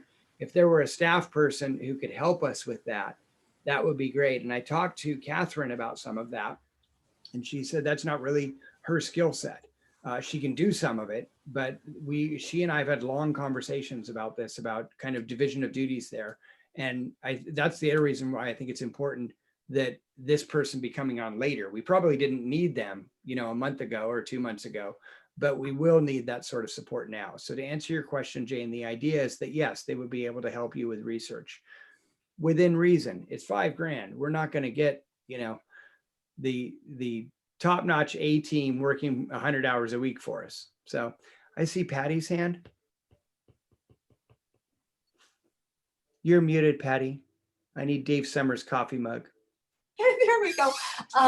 And there's others up there waiting too, but I was wondering, what the drafting would require, because, I'm okay with proofreading and doing things that other people are trying to write and put them in different words. And I know eventually Randy and Amy are going to be working and hopefully not charging us to make things reasonable for this thing. But, I would definitely volunteer to do some of that if that's the kind of thing you mean about drafting. Yeah, so the discussion we had originally and the intent was that there would be, so thank you. The idea is that different subcommittees would come forward and say, these are our recommendations. And this person would say, okay, well, if there's one of the commissioners who wants to take the lead on writing up those, great. What we've seen so far is that subcommittees have been pulling together the ideas, and it would be helpful to have somebody say, I'm going to take that and summarize what you guys just said and spit it back to you. And so it's the support. Again, we don't have the funding, nor was it expected that this person would do all of our drafting. We are going to need to step up and do quite a bit of this. This will be somebody to support us and help us in that role. That was the idea. So Maureen, you've already gone. Is there anybody else before I circle back to Maureen? Yeah. Okay, again, I'm sorry, I'm not seeing the hands on the list. So I'll go with Bob and then Olivia and then Maureen. Olivia, were you before me? Okay, all right. Kevin, as you know, the process committee was charged a bit back with coming up with a solution to this problem for future commissions to look at 9.22 of the charter. And as you know, the process committee did indeed take a look at that and pass a proposed amendment to the charter that would handle this for future commissions. Are we going to be taking that up today or sometime soon, or what? When the process committee brings that recommendation forward to the full commission, that's where we'll have that discussion. So it will be in your presentation to the full commission again. At the presentation, okay. Yeah. And I also know you raised with me that there was one line in there that you wanted to bring back as well. A minority report, minority of one Yeah. report, yeah. Mhm. Olivia and then Maureen. Thank you, Mr. Chair. I have thought so much about this, and Kevin and Catherine and I have, deliberated over preparing for this meeting. And, we've really picked this through with a fine-tooth comb. And I just want to point out that Mylene has just suggested that we should ask for more. I really want to point out on the budget that, this budget is set up for Catherine to be with us through, May 31st. Kevin and I have a very weighted position. We spend a lot of time on things, and how things are going. I mean, we're already April 21st. Realistically, we are going to need staff, and we are going to need someone to help us with drafting. And so if we're going to, continue forward, I really would suggest, and if not, I might even put a motion out that we should go back to the county and ask for more, one, to cover the $1,500, but also to, one, I want to talk to Catherine to make sure she'd be okay extending her contract. If we could do that at least through the end of June, and also, have someone come on for staffing purposes just for research, I think that would be the best route for us. Unless if someone or two people want to really commit to learning how to use the county website, to upload things, to be on it with all the leads. I don't know if anyone wants to step up to do that, but I don't have the time to make that happen, to make sure that we create a thorough product. That's what I'm going to suggest. If Mylene is coming up with, some kind of draft and she's suggesting that we go back to the county to request more, then let's do this. I have Maureen. Okay, I'll be very brief. I just wanted to say I feel that money is always a stressful conversation, and I feel very bad that Kevin and Olivia and some others have had to shoulder this, because this really interrupts what we're trying to do. We've got a job to do. It's time focused. It's going fast, and I don't like that the weight is on money at this point in time. We need to get them to erase some of this bill. We need to ask them for more money. And we need to ask for somebody in the county that can do those smaller tasks quicker than any of us could possibly do. And it can be done. Believe me, I was there, I know. So I'm glad you're sharing this, because I don't like it to be just on you. That's all I have to say. We'll go to Liz and then, okay, we got Liz and then Dave and then Bill. And then I'd like to try and move us on because we still have one more big presentation. Liz? Olivia, I just wanted to clarify with you in terms of asking Catherine if she's interested in extending her contract, is the work we'd be asking her to do in terms of research in her bandwidth? Is that?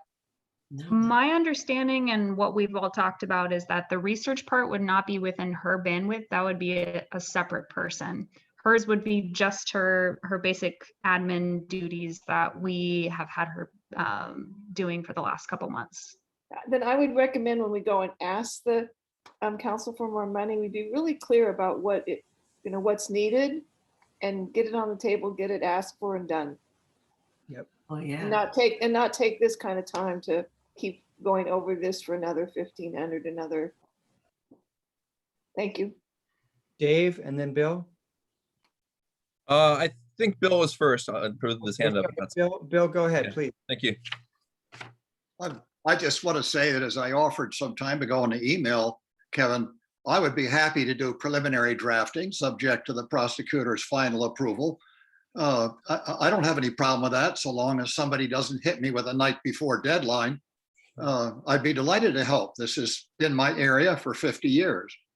Wonderful. Thank you very much. Dave? Thank you, Mr. Chairman. First, I want to say Catherine has been immeasurably amazing resource for our commission. I think I can't thank her enough, and I think she served us well. And I also want to point out that we had a hard time starting off. We had to adapt over to Zoom. Zoom was very difficult. It took at least one meeting, a meeting and a half, and that was difficult. I think this whole process should be much easier. I feel the county has not really provided us with the services and with the access to meet. This is a different time and different situation, and I feel like we should be very a squeaky wheel and make sure that we are getting the services we need. And I think we should also look at the bigger picture. I imagine this is not only happening for us as a commission. I'm curious if this is happening throughout county government. Are other people having frustrations like not getting the IT appropriate they want, or are they being hit up with the email bills that they didn't really expect? I think it's a worthwhile question for us to ask as a commission. That's a comment, not what about this discussion right here in terms of this budget, but I support everything that's pretty much been said. Thank you. Okay, so I just want to try and wrap it up if I may. The reason I said that we should move forward and see where we are and then plan to go back to the county council if we need it is because the previous comment that I'm not sure we know exactly, I think it was Liz, I'm not sure we know exactly what we need right now as far as the ask. I also want to say that no one in the county has been obstructionist or has made me feel like if we went back and asked that it's a big negative. I want to be clear on that. We haven't had disinformation or any negative information from the county. It's just that this was a surprise.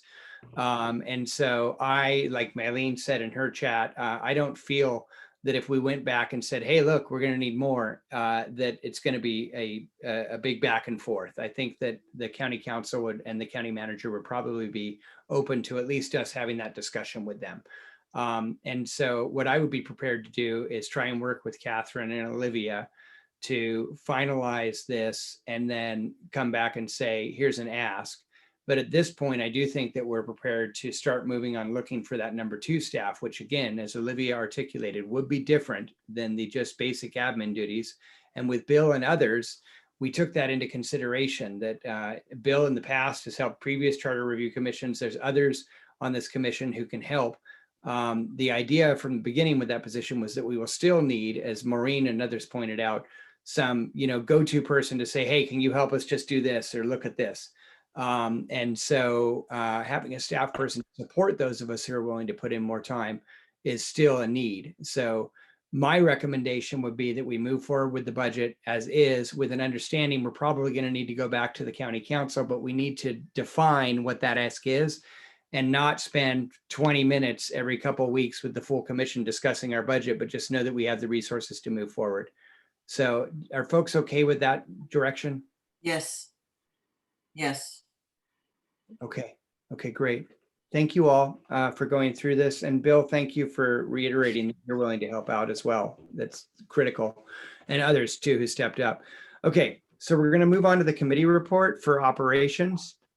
And we'll take this probably past 20 minutes, but we will stop at 5:50 for public comment abruptly and then come back to the committee report. So let's turn it over to the operations committee to update us on your conversations. And I want to thank all of you for this conversation today. I think this has been a really positive back and forth with us on the budget with Executive Summers and so on. So thank you. Thank you. So Kevin, we are the Operations Subcommittee, and we have Patty Garcia and Maureen C. Olivia Roseberry was with us part-time, and of course myself. And we have 5 items we'd like to bring up to you today. And we'd like to start with Maureen talking about language to the personnel manual, that all departments are bound by the same rules. And Maureen, you want to go ahead and take it from there? Thank you, Paul. Though we are small, we are mighty. You bet. So we have this is our first one, our number one. We decided, and this was on our list of tasks, to add language to the personnel manual that all departments are bound by the same rules. We entered into this discussion and we did a lot of work on this discussion. We passed motions in support of language that would include all elected officials having to follow the rules and procedures. After all of that was done, we learned that that was not enforceable and that the state of Washington does not consider electeds employees, that they are there by the will of the people. And so we had to review it again. We had to go through quite a few changes, and we've come up with a new motion. And would you like me to read the motion so that they're on record, Kevin? Sure. Oh, thank you, Tony. Thank you, Tony. And I believe you sent this out to us as well, right? I did. Thank you. I forgot that piece. I was so jazzed up about that budget talk. Okay, so the motion that we made that was approved by Amy, and God, Amy has been just incredibly helpful to me on this. Move to include language in the charter, Article 8, Section 8.20, and Personnel Manual 4.010 under exclusions, to explain why elected officials are exempt from the rules. As a matter of law, an elected official is generally answerable only to the voters and to their oath of office. In Crossler v. Haley, the Washington State Supreme Court held that a district court judge was not bound by the county employment handbook. And then the citation, that motion was passed unanimously. The reason we wanted to put this in is we thought about this and felt that there has to be an explanation instead of just saying exempt.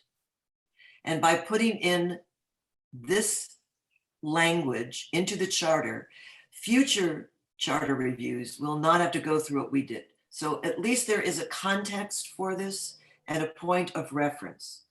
And in our findings, we came to that the charter review believes that San Juan County's personnel manual should apply to all employees of San Juan, whether elected or appointed, but understands as a matter of law, an elected official is generally answerable only to voters and to their oath of office. So that's that story. Does anyone have any questions? Any questions for Maureen? I see Jane's hand up, and Liz, or Patty, I mean, and Bob. Maureen, yeah, not a question, statement of support in the sense that our Justice and Equity Committee identified this issue as well and thought it was strange and looked into it.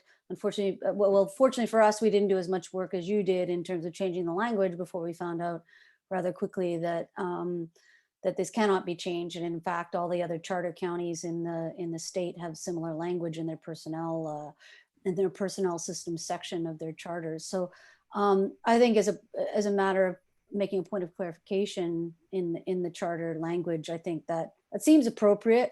I support it, and perhaps we can get, if Amy Vera has provided her advice that that's acceptable, fair enough. Anyway, that's all I want to say. Thank you. Thank you. Patty, and then Bob, and then Tony. I just wanted to make one comment after hearing our previous speaker. He was saying that the electeds in Snohomish County had a certain number of people that worked for them that were also exempt. I don't know whether this applies to us now, I'm just bringing it up, or if all of the people that work for our elected people, you know, our elected officers are county employees and are not exempt, or whether, as in their charter, they have a few positions that Josh was listing that are exempt. So I'm still confused about it, but I'm hoping it's only the elected officials. A vast majority of county employees are represented, but many are not represented and therefore exempt. Okay, yeah. The charter doesn't state which ones they are or anything like that, so. Actually, it does. Oh.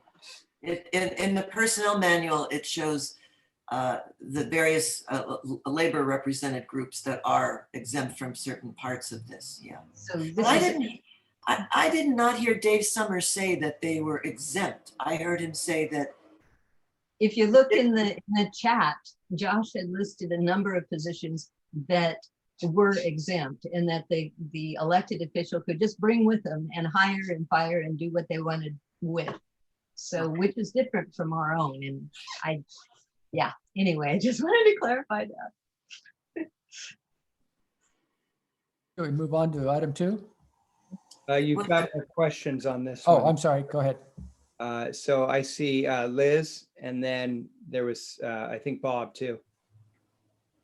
Didn't Dave mention a way he had of handling elected so it was more in line with the handbook? Did somebody else hear him address that? I've talked to him about that in the past. What we could do is we maybe take less time now so the presentation can move forward, and do a follow-up with Josh to get some clarification on that. And if they have some great ideas, we can copy them. Yeah. Bob? Well, part of this exempt business, I know this from my history working with state employees and state government and having exempt employees. Part of this exempt business is that the exempt person can also be fired and not have any, can't retreat. I can't go to some commission and say, hey, he fired me. The exempt employees usually are employees at will. And that completely changes the whole situation. So realize that when you push for persons to be exempt or not be exempt, that usually comes along with it. That's all. Okay. I think that's it for questions on that subject. So back to Paul.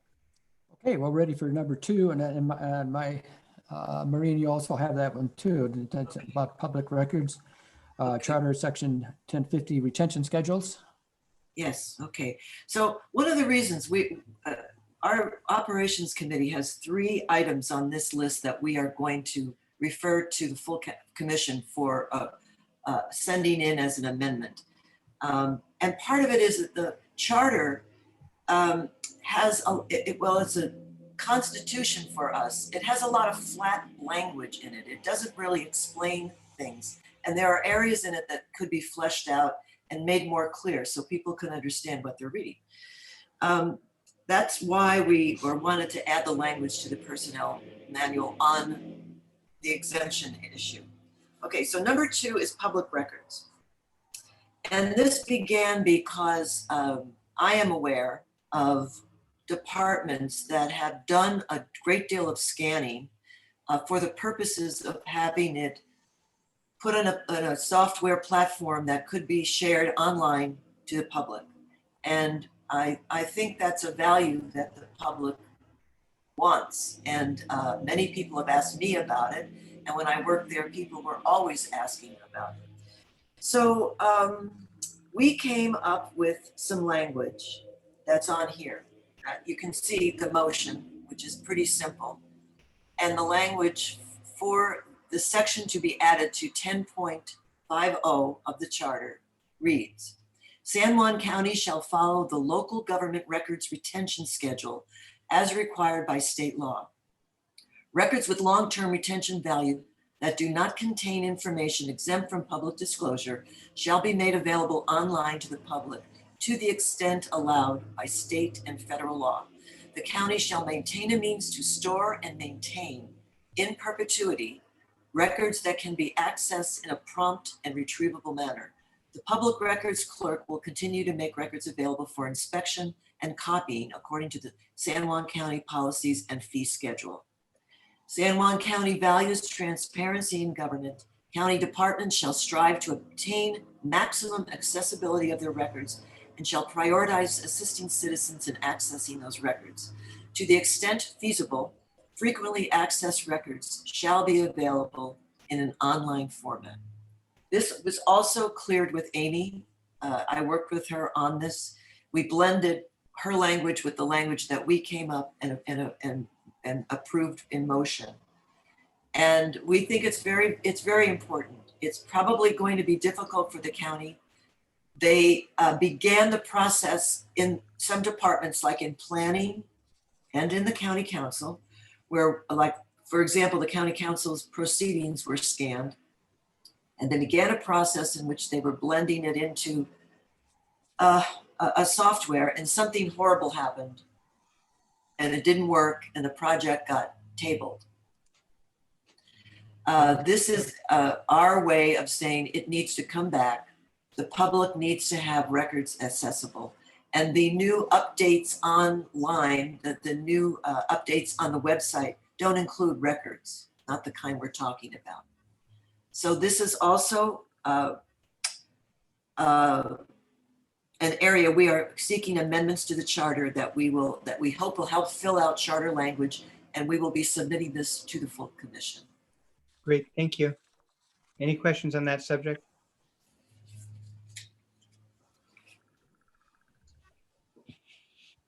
Bill? I just want to make a comment, having observed from the county side some of its efforts. Some failed, some success.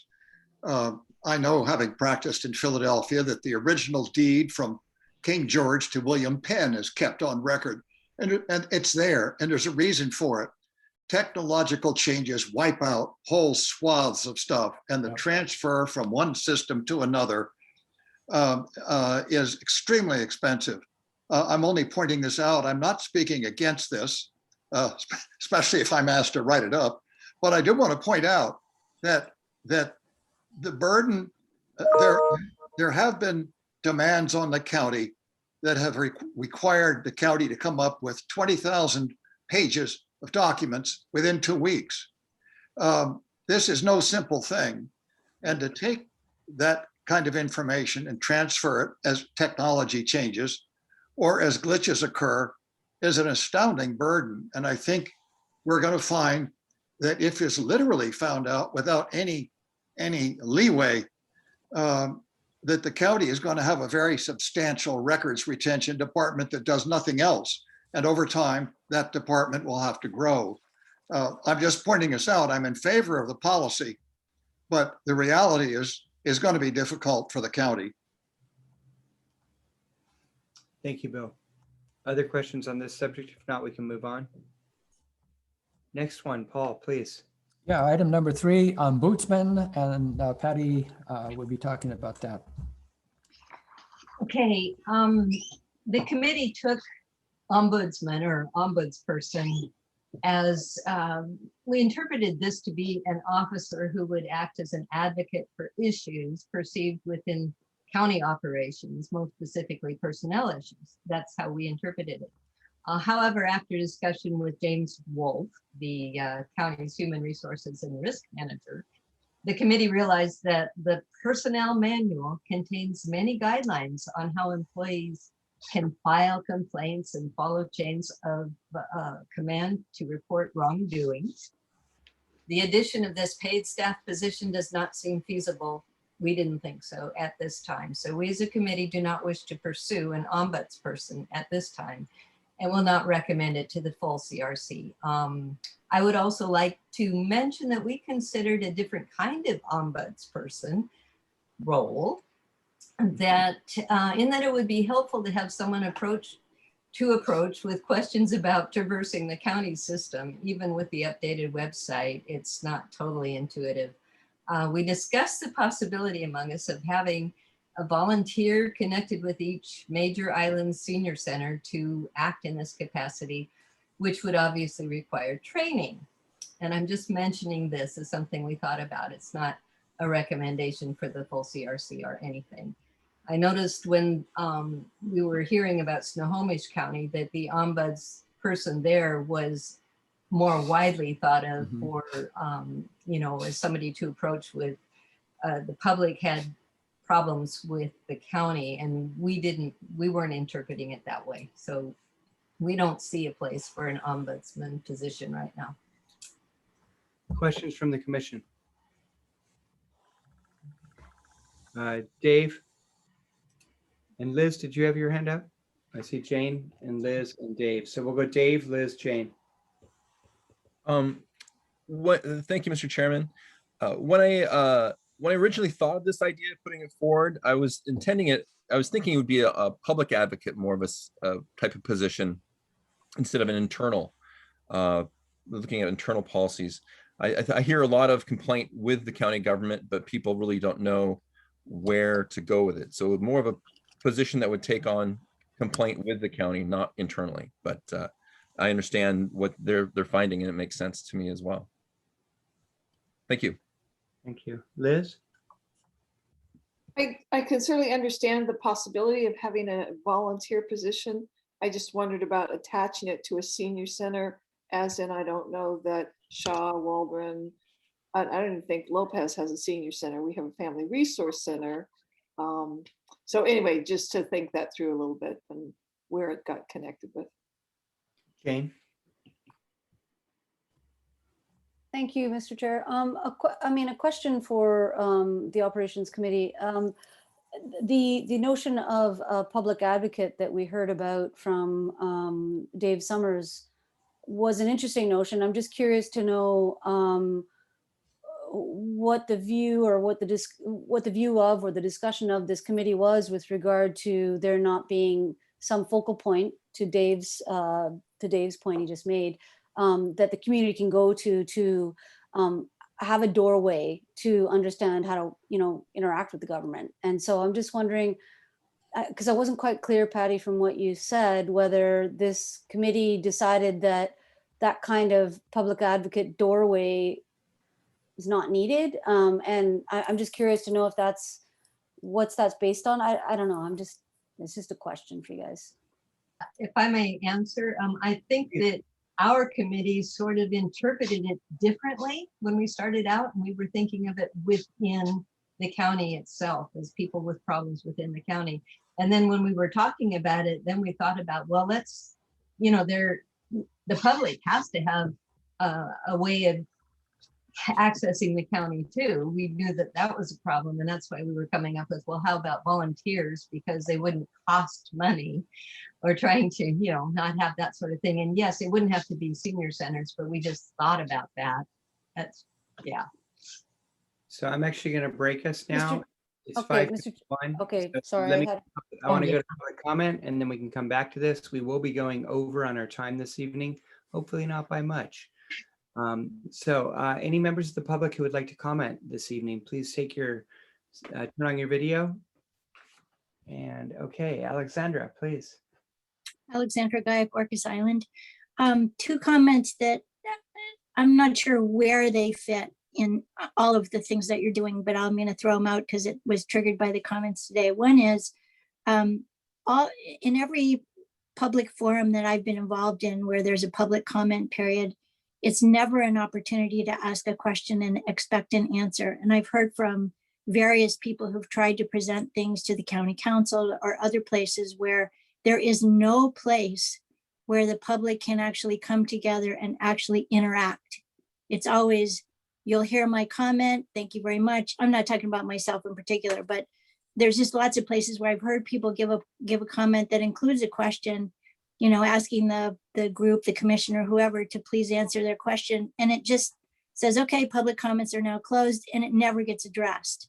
And, you know, so in terms of creating something like that, it just seems like somewhere in the governance or some part, it would be helpful to require that there be some instruction somewhere about how to interact, you know, to ask questions and to get them answered and to be able to discuss things as a member of the public. The other issue is, again, I don't know where this fits in the charter, but I've had an issue multiple times where, and this has to do with permitting and decision-making on the part of the county. When a permit is issued, the neighbor has 21 days to make a comment on it, or it's permanently closed. If the person gets a building permit, say, and doesn't start building for 21 days, the neighbor never knows that the building permit is there for them to comment on.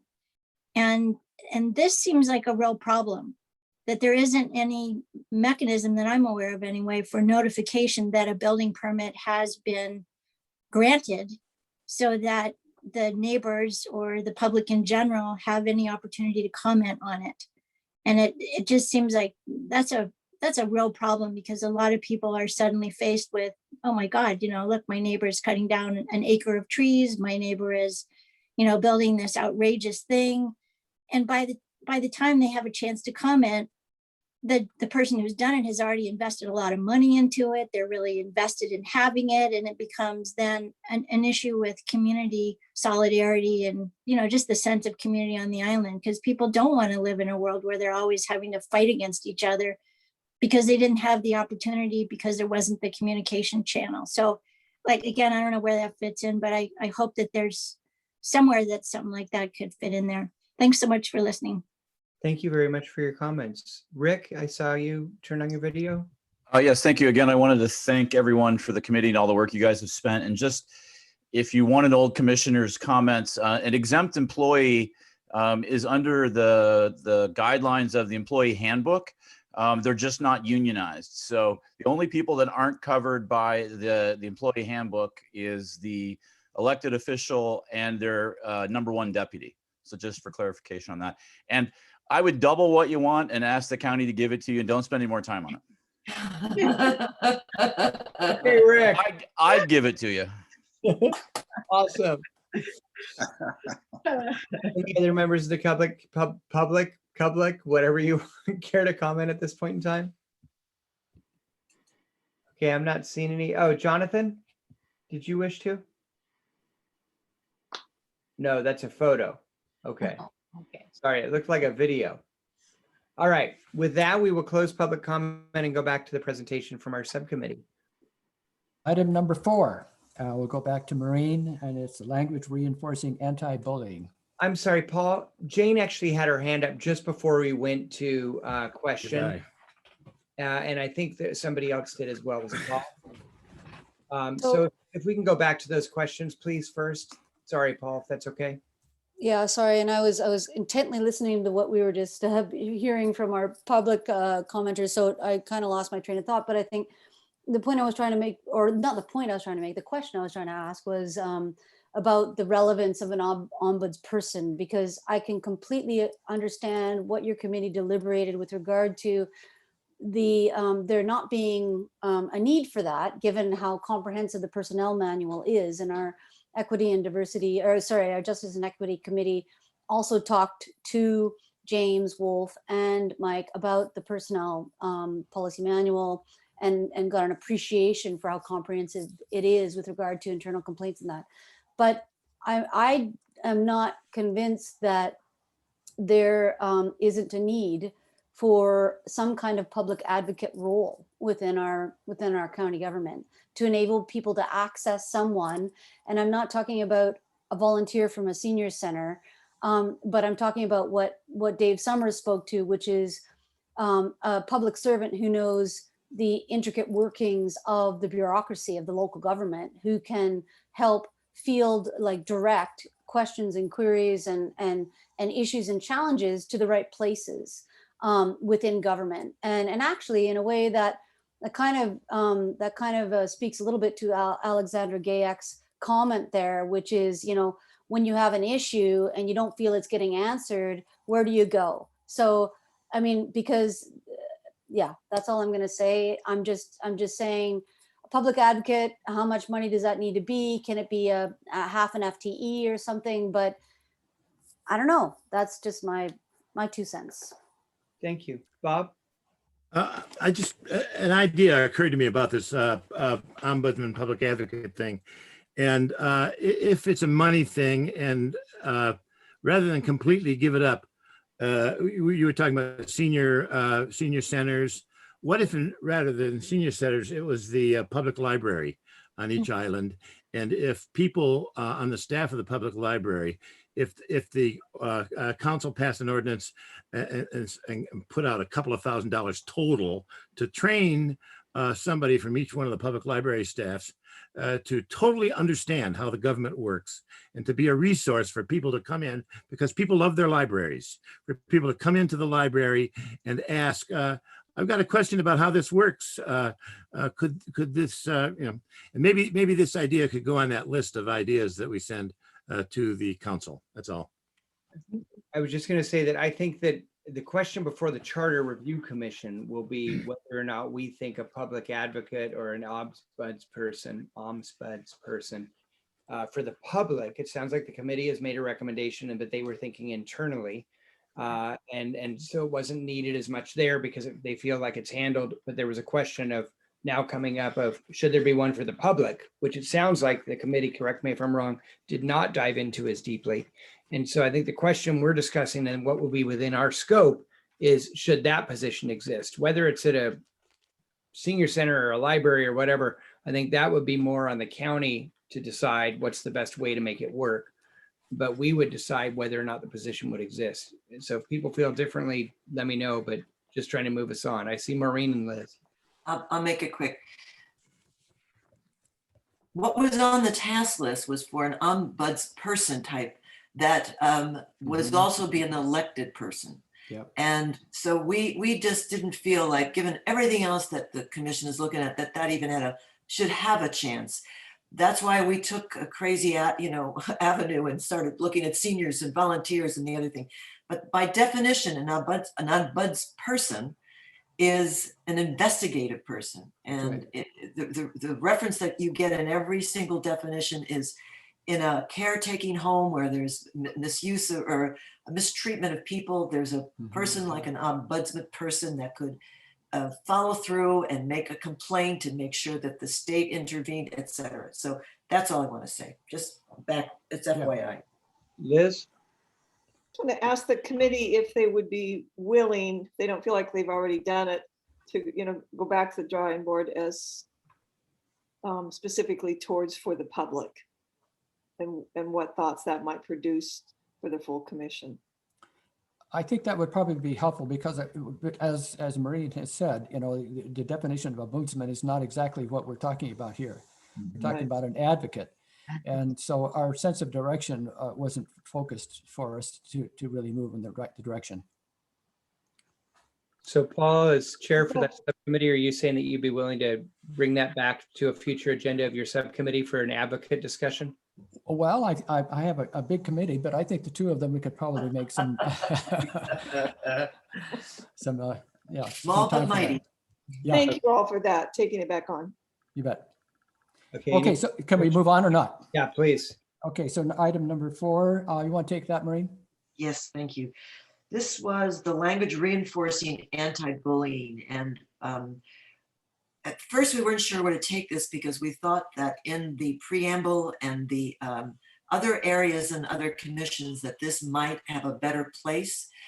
But as time went on and we were discussing these things and we'd had a long discussion with James Wolfe about it, we decided to direct this language specifically towards boards, commissions, and committees, because there is nothing in any of the county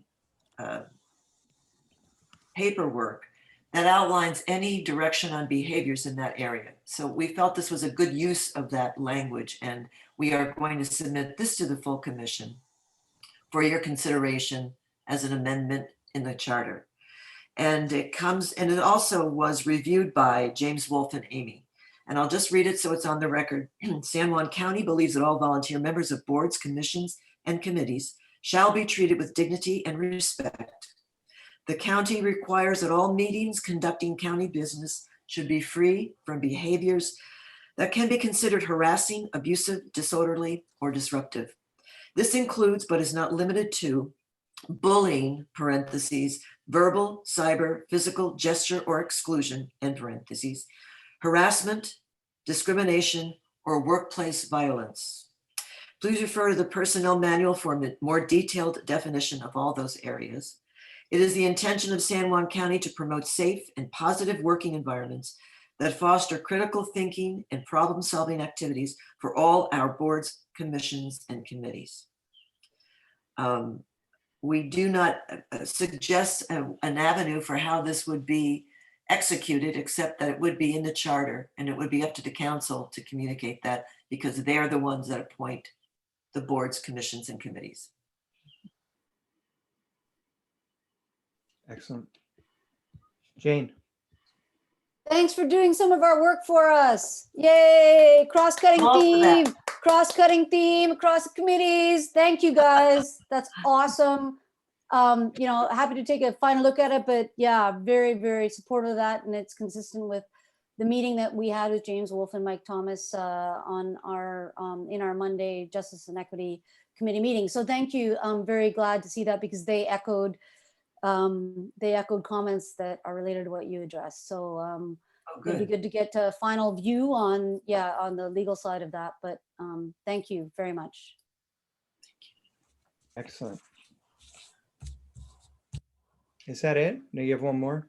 Well, we have item 5, and if we could have that put up on the screen, I would appreciate that.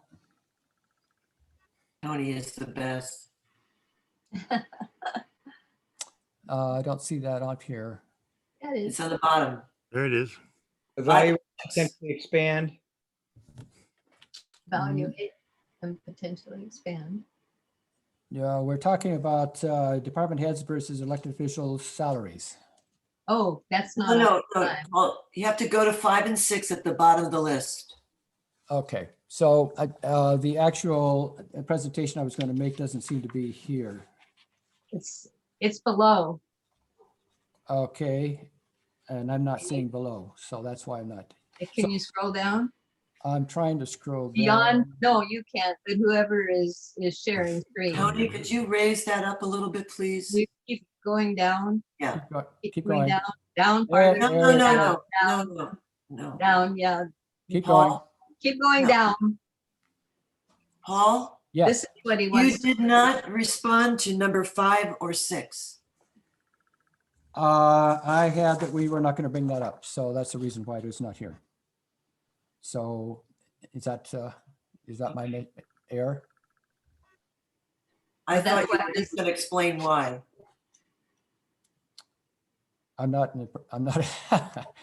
I guess I'll have to buy out on that, because I'm not sure exactly, because I didn't prepare for that. I didn't think it was Okay. going to be presented. Okay. But you can present the salaries. Yeah, I can go ahead and present the salaries. So as what you have in before you on the salaries, this was something that John Kulseth mentioned when he was talking about his position and the salaries that he has. And he was talking about his salary, comparing it to the department heads of the other departments. And I went to Mylene Henley, who gave me some information here. So what you see here is what was given to me by Mylene. She too feels that there's quite a vast distance between elected versus appointed department head salaries. And you can see what they are here. Public Works, 131,000 and change. Community Development Department head, same salary. IT, 121, HR, 121. And the assessor, treasurer, auditor, and clerk salaries are $97,000. So you can see there's quite a disparity there. The sheriff is hired at 125,644, but the 4 other elected officials are at $97,000. And the controversy with this is that we're talking to the personnel director, Mr. Wolf, and the salary commission. They're comparables to what the elected officials should be receiving in San Juan County versus what the appointed positions are so far a distance between the two that we felt we needed to bring this to the CRC. Understanding this is not going to be something that's going in the charter, but maybe something that we as a CRC can see the disparity between the elected and the appointed positions. And I put down proposed annual salaries that are just that, they're proposed. There's no substance behind it, but the fact is it would be much closer to both the department of the elected as well as the appointed. So I'll just leave it at that. And if anybody has some questions, we can go from there. May I just say something, Paul? Yeah, go ahead, Marie. Okay, so the elected salaries are set by the Citizen Salary Commission. And what we talked about is we thought that the entire commission, the CRC commission, might come up with pieces of things that don't fit into the charter changes, but have a decent need to be addressed to the council.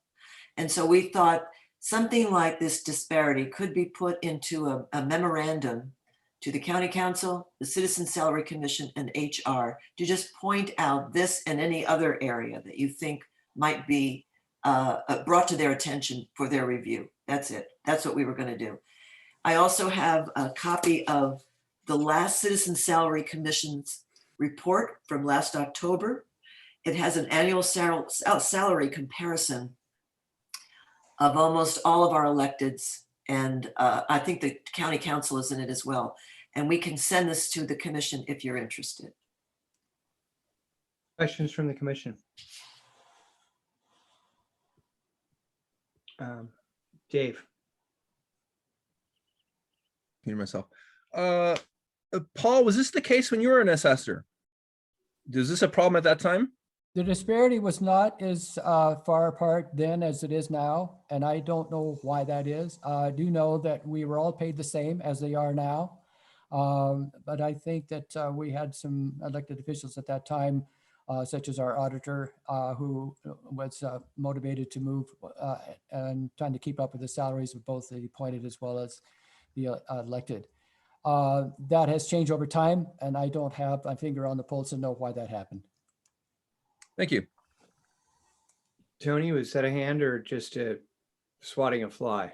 No, I can actually thank you, Mr. Chair. It was not a hand, but now it is. Thank you so much. Mylene in the chat says that the commission is meeting tomorrow. Is it possible that we can, by consensus as a CRC, suggest that they can discuss this tomorrow and deal with what the recommendation is of the subcommittee? Well, I'll let others respond. I will say that I'm not in favor of that, and I'll raise my points in a moment. Maureen? I just think it needs to be submitted separately. It isn't the job of we do not set salaries as the CRC. That's not our job. But recommendations, I think, are appropriate. And I just think it might be handled as a memorandum as opposed to doing it right now. I think we're not done with our work right now. That's right. Jane? Just a question of the Ops Committee. Did they have a chance to ask that commission about why this discrepancy has grown? Might any member of that commission have insight into that? And then I'm with Kevin in terms of not feeling it would be appropriate for the commission to be speaking with, our commission to be speaking with that commission in that manner. But an interview of someone who's been on that commission could be useful. Can I Maureen, please. I'm just going to say that they only meet like, I don't know, 2 or 3 times a year. And that's why I'm offering the PowerPoint from their last meeting. It's very interesting. And you might give you some idea of why we kind of came up with this. So we have no contact. James Wolfe is the person that works with them. Okay, Jane's asking Maureen to share. That would be great. I would also, if I may chime in, I would also like to see the, I can't remember, I know it was increased last year, the county council's salary and the county manager's salary. I think it's odd to not have those included. The other thing I would say is 2 points. One is this committee, our commission has been very fiscally appropriate. If you add up those increases, you're well over $150,000. Right there in just those increases. And that's not even taking into consideration a couple of others. And so that is an interesting point to consider. The other thing, as we've discussed, and we discussed this with some of our electeds presenting, the norm nationwide, and maybe it's not appropriate, is that electeds receive significantly less money. It's part of being an elected. There's other benefits of being an elected. You're the boss. You are able to make decisions and so on. That does not, however, mean that it should remain that way. But it's a consideration that we need to take into consideration. The other thing that I was going to say actually regarding the public advocate position is that, and somebody brought this up with me in chat as well. One of the things we've seen other counties do is that we put forward our proposed charter amendments, and those are what go to the council and then go on the ballot. Charter commissions also have the prerogative of putting forward recommendations to the county council or maybe to a salary commission. And we put that forward as a recommendation from this body. It does not go through the same process. It's not within our scope, but it's where we recognize, it's where other charter commissions have recognized issues that they felt that were important, but were not directly within their scope, but issues they had discussed. And this may be one of those. And I do believe the idea of a public advocate may be one of those too, that maybe the public advocate, I believe we have the authority to create that position, but it could also be that would be a recommendation to the county council saying, hey, we had a lot of discussions on this topic and we think this is something that you should consider. And I will tell you that it will be difficult for the county council to just ignore our recommendations if we come in with some like that. Not that they would, I'm just saying that I think they would have some weight and be discussed. And so those are different options I just wanted to throw out there for us. I said. I so recommend. Yeah, so, and Paul, I wanted to thank you and your committee. You've done some incredible work. I really appreciate that most of your work has been very thoroughly written up. I feel like it could just be passed on to Randy and Amy right now and say, here's the idea. So kudos to you guys for doing this. I do think we need to have more discussion on some of the topics. And I will say that I personally really look forward to hearing what you come back with regard to a public advocate, for instance. On the salaries, I have a number of questions that come up for me when I see that. And so even if that were going to be a recommendation to the council, I would love to have more conversation about that. But I really appreciate the time you guys have put into this. So thank you so much. Were there any other questions for their subcommittee? Wonderful. Thank you again. That was a really informative presentation. You're welcome. Thank you for the time you've put in. Okay, so the final thing on our agenda, and sorry that I bumped public comment in front of this, but I really think it's important to go to public comment when we advertise it. So is there any new business that any commissioners would like to bring forward? Bob. Yeah, I have a response to one of the comments. It was a comment that Alexandra made about like going to a council meeting and asking a question or making a statement and giving the input. And then they go, thank you very much. And they move on to the next thing. Okay. At the very beginning of this whole process, I wrote down, thinking about that very problem, I wrote down a short possible amendment and sent it into our group here. and I've got it in front of me.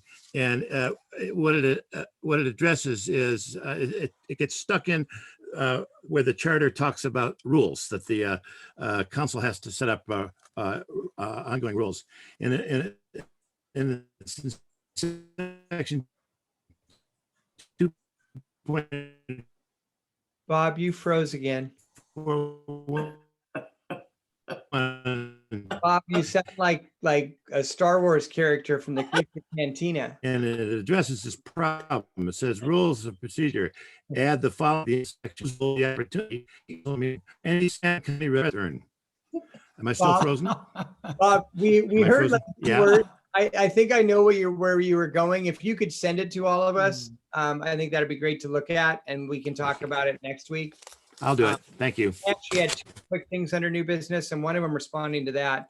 I do think that public comment is difficult. I've been on both sides of it for years, and it can be a pain, and it's really sad when you come in and you're passionate about a subject and you raise some questions and they all say, thanks for sharing, and move on. We do that because we have to move in a timely manner. I would say that the idea that issues don't get dealt with, however, that may be the case with other forms of our county government or government, but I'm proud that it hasn't been the case here. And the example I would give is that many people raised questions and comments with us during the town halls, and it took us weeks, but we went back and discussed each of those. And some committees were way down a path of discussing something else and had to add something to their agenda. And so what we're trying to do is actually address those questions. It's just that we can't respond right away because that would blow up the rest of our agenda for that meeting. But Alexandra, thank you so much for bringing that up. I think it's something that we need to continue to think about. The other thing, directly to one of your points, was on building permits. There actually is a requirement for the county, within the county and state law, that if you're building something, you have to put a sign up in a public place that says you're building something, and it needs to be there for, I think it's 30 or 60 days before you build, but you should look into that. But maybe there's something, again, under the idea of recommendations we can make, that we make, some of those, make a recommendation to the county council or the county manager to consider different ways to advertise that. The last thing I need to say is that I think it's important for the record to show that David Dellendorf showed up about halfway through the meeting, so that he is checked in as here and doesn't get booted for missing a meeting. And with that, Jane has her hand up. I just had one follow-on comment to the issue that Bob just spoke to, and that is, and on this, I'm going to share an experience with the school board at the Lopez Island School. And given the blow up of issues that board has experienced in the last year and a half or so, what that board committed to in the end, more recently, because it was just such a ridiculous scenario that was happening in every board meeting, was that the board commits to getting back to the person who raises the question. And so it's the integrity of the board that speaks for itself, in terms of the public can put a question to the board, and they will get a response from the chair of the board, or one of the representatives of the board will be delegated to respond to that public query or comment. I think that's a good practice. I've observed it. It's been working quite well, and it's really deflated some of the extremely inflated public comments, which got completely out of control. And the other thing to Alexandra's comment is, a board, or a commission in this case, needs to deliberate as a board or a commission on a public comment. And in order to do that, they can't deliberate on it together in the moment. They need time to consider it. And so there are reasons, as Kevin, you just spoke to, that boards and commissions can't just respond to public comments. It just doesn't work that way. It's not practical for many reasons. Thank you. I have one other suggestion regarding agenda time in the future, if I may, if there's not another new business. I would like to, last week I'd suggested that maybe we should go to 2 meetings. I've been looking through the different committee minutes and watching some of the videos and seeing what's coming forward. And I'm actually feeling like maybe we don't need 2 meetings for next week, but I would like to suggest, just so that we can all plan accordingly, instead of just getting to 6 and saying we're going to go over, what if next week we said we're going to do 2.5 hours? So we go the same time, Wednesday at 4 o'clock, but we go until 6:30. That would not, in my conversations from Randy, and Randy, you're here, please correct me if I'm wrong, that would not require an additional advertisement because we are starting at the same time. but we would plan to go to 6:30 next week and not do 2 meetings. I would like to propose that unless folks have any concern. And then if we can end early, awesome. We would still go to public comment at 5:50 during that agenda. Folks have thoughts on that? I see Maureen's hand and I think I saw Liz's. It depends to me on what the agenda is. Every time we have a speaker or a presenter, the meeting obviously will take longer. If we don't have a speaker, our business might be able to be conducted within those 2 hours. Yeah, we will not have a presenter. I don't have any more presenters scheduled, period. It's time for us to really dive in and get to work. And like I said, if we can finish in 2 hours, awesome. But we will continue to have presentations and more discussion. So committees will be bringing up topics and we need to discuss them as a full commission. Because again, the subcommittees cannot make a decision. The full commission has to make that decision. And it's past time that we really start diving into those decisions. And so I'm looking for deliberation and discussion time. And that's why I'd like to propose that we just pencil out 6:30 so we have it and it's planned for. So I saw Liz and then Dick and then was it Tony? Kevin, I just wanted to speak in support of planning for 6:30. And tonight I do need to leave. I have another appointment that started at 6. So Okay. thank you. But in support of going, I'm calendared it for till 6:30 next week. Okay. Thank you all. Dick? And I'm good with it as long as it's with the clear understanding that come hell or high water, no matter what, we end at 6:30. Yeah. Tony? Thank you, Mr. Chair. I'm okay with it, but I still think that we should be able to do our business in the 2 hours. If we stay to an agenda that, it's clear and we can set some times aside. I'm enjoying the conversation, but it seems like we tend to go around kind of the same ideas. Yeah. Over. And it seems that if somebody made a point, it's a good point. There's no need to come back and say that same point again. And so I think I'm all for 2.5 hours, but 2 hours should be plenty, I think. Wonderful. Yes, we do not need to be the commission that works under the mantra of everything's been said, but not everybody has said it. So with that, what we'll do is we will pencil out 2.5 hours for, oh, I'm sorry, Olivia. With that, for new business, I just want to make sure, Dave, you're prepared to share for governance next week. You're muted, but I read your lips. Yep, we can do that. Maureen? Wait, I want to hear from I'm sorry. Let Janet go and then we'll go to Maureen. So Olivia, I'm on governance and I am not going to be here for next week's meeting and I would love to be here for that. Sorry about that. I did send an email to. Yeah, you did. So if we'll move that around and we will reach out to committees. Okay, thank you. Sorry about that. Maybe we'll bump governance a week. Maureen? I just want to hear from a committee that I'm not on. Okay, come on, somebody else, come on. Okay. It's time. So for next week, we'll go to 6:30, but the plan will be to go, as Tony, I agree, and I said it earlier, I think that we can probably conduct our business in 2 hours, but I want to make sure that people are able to plan accordingly.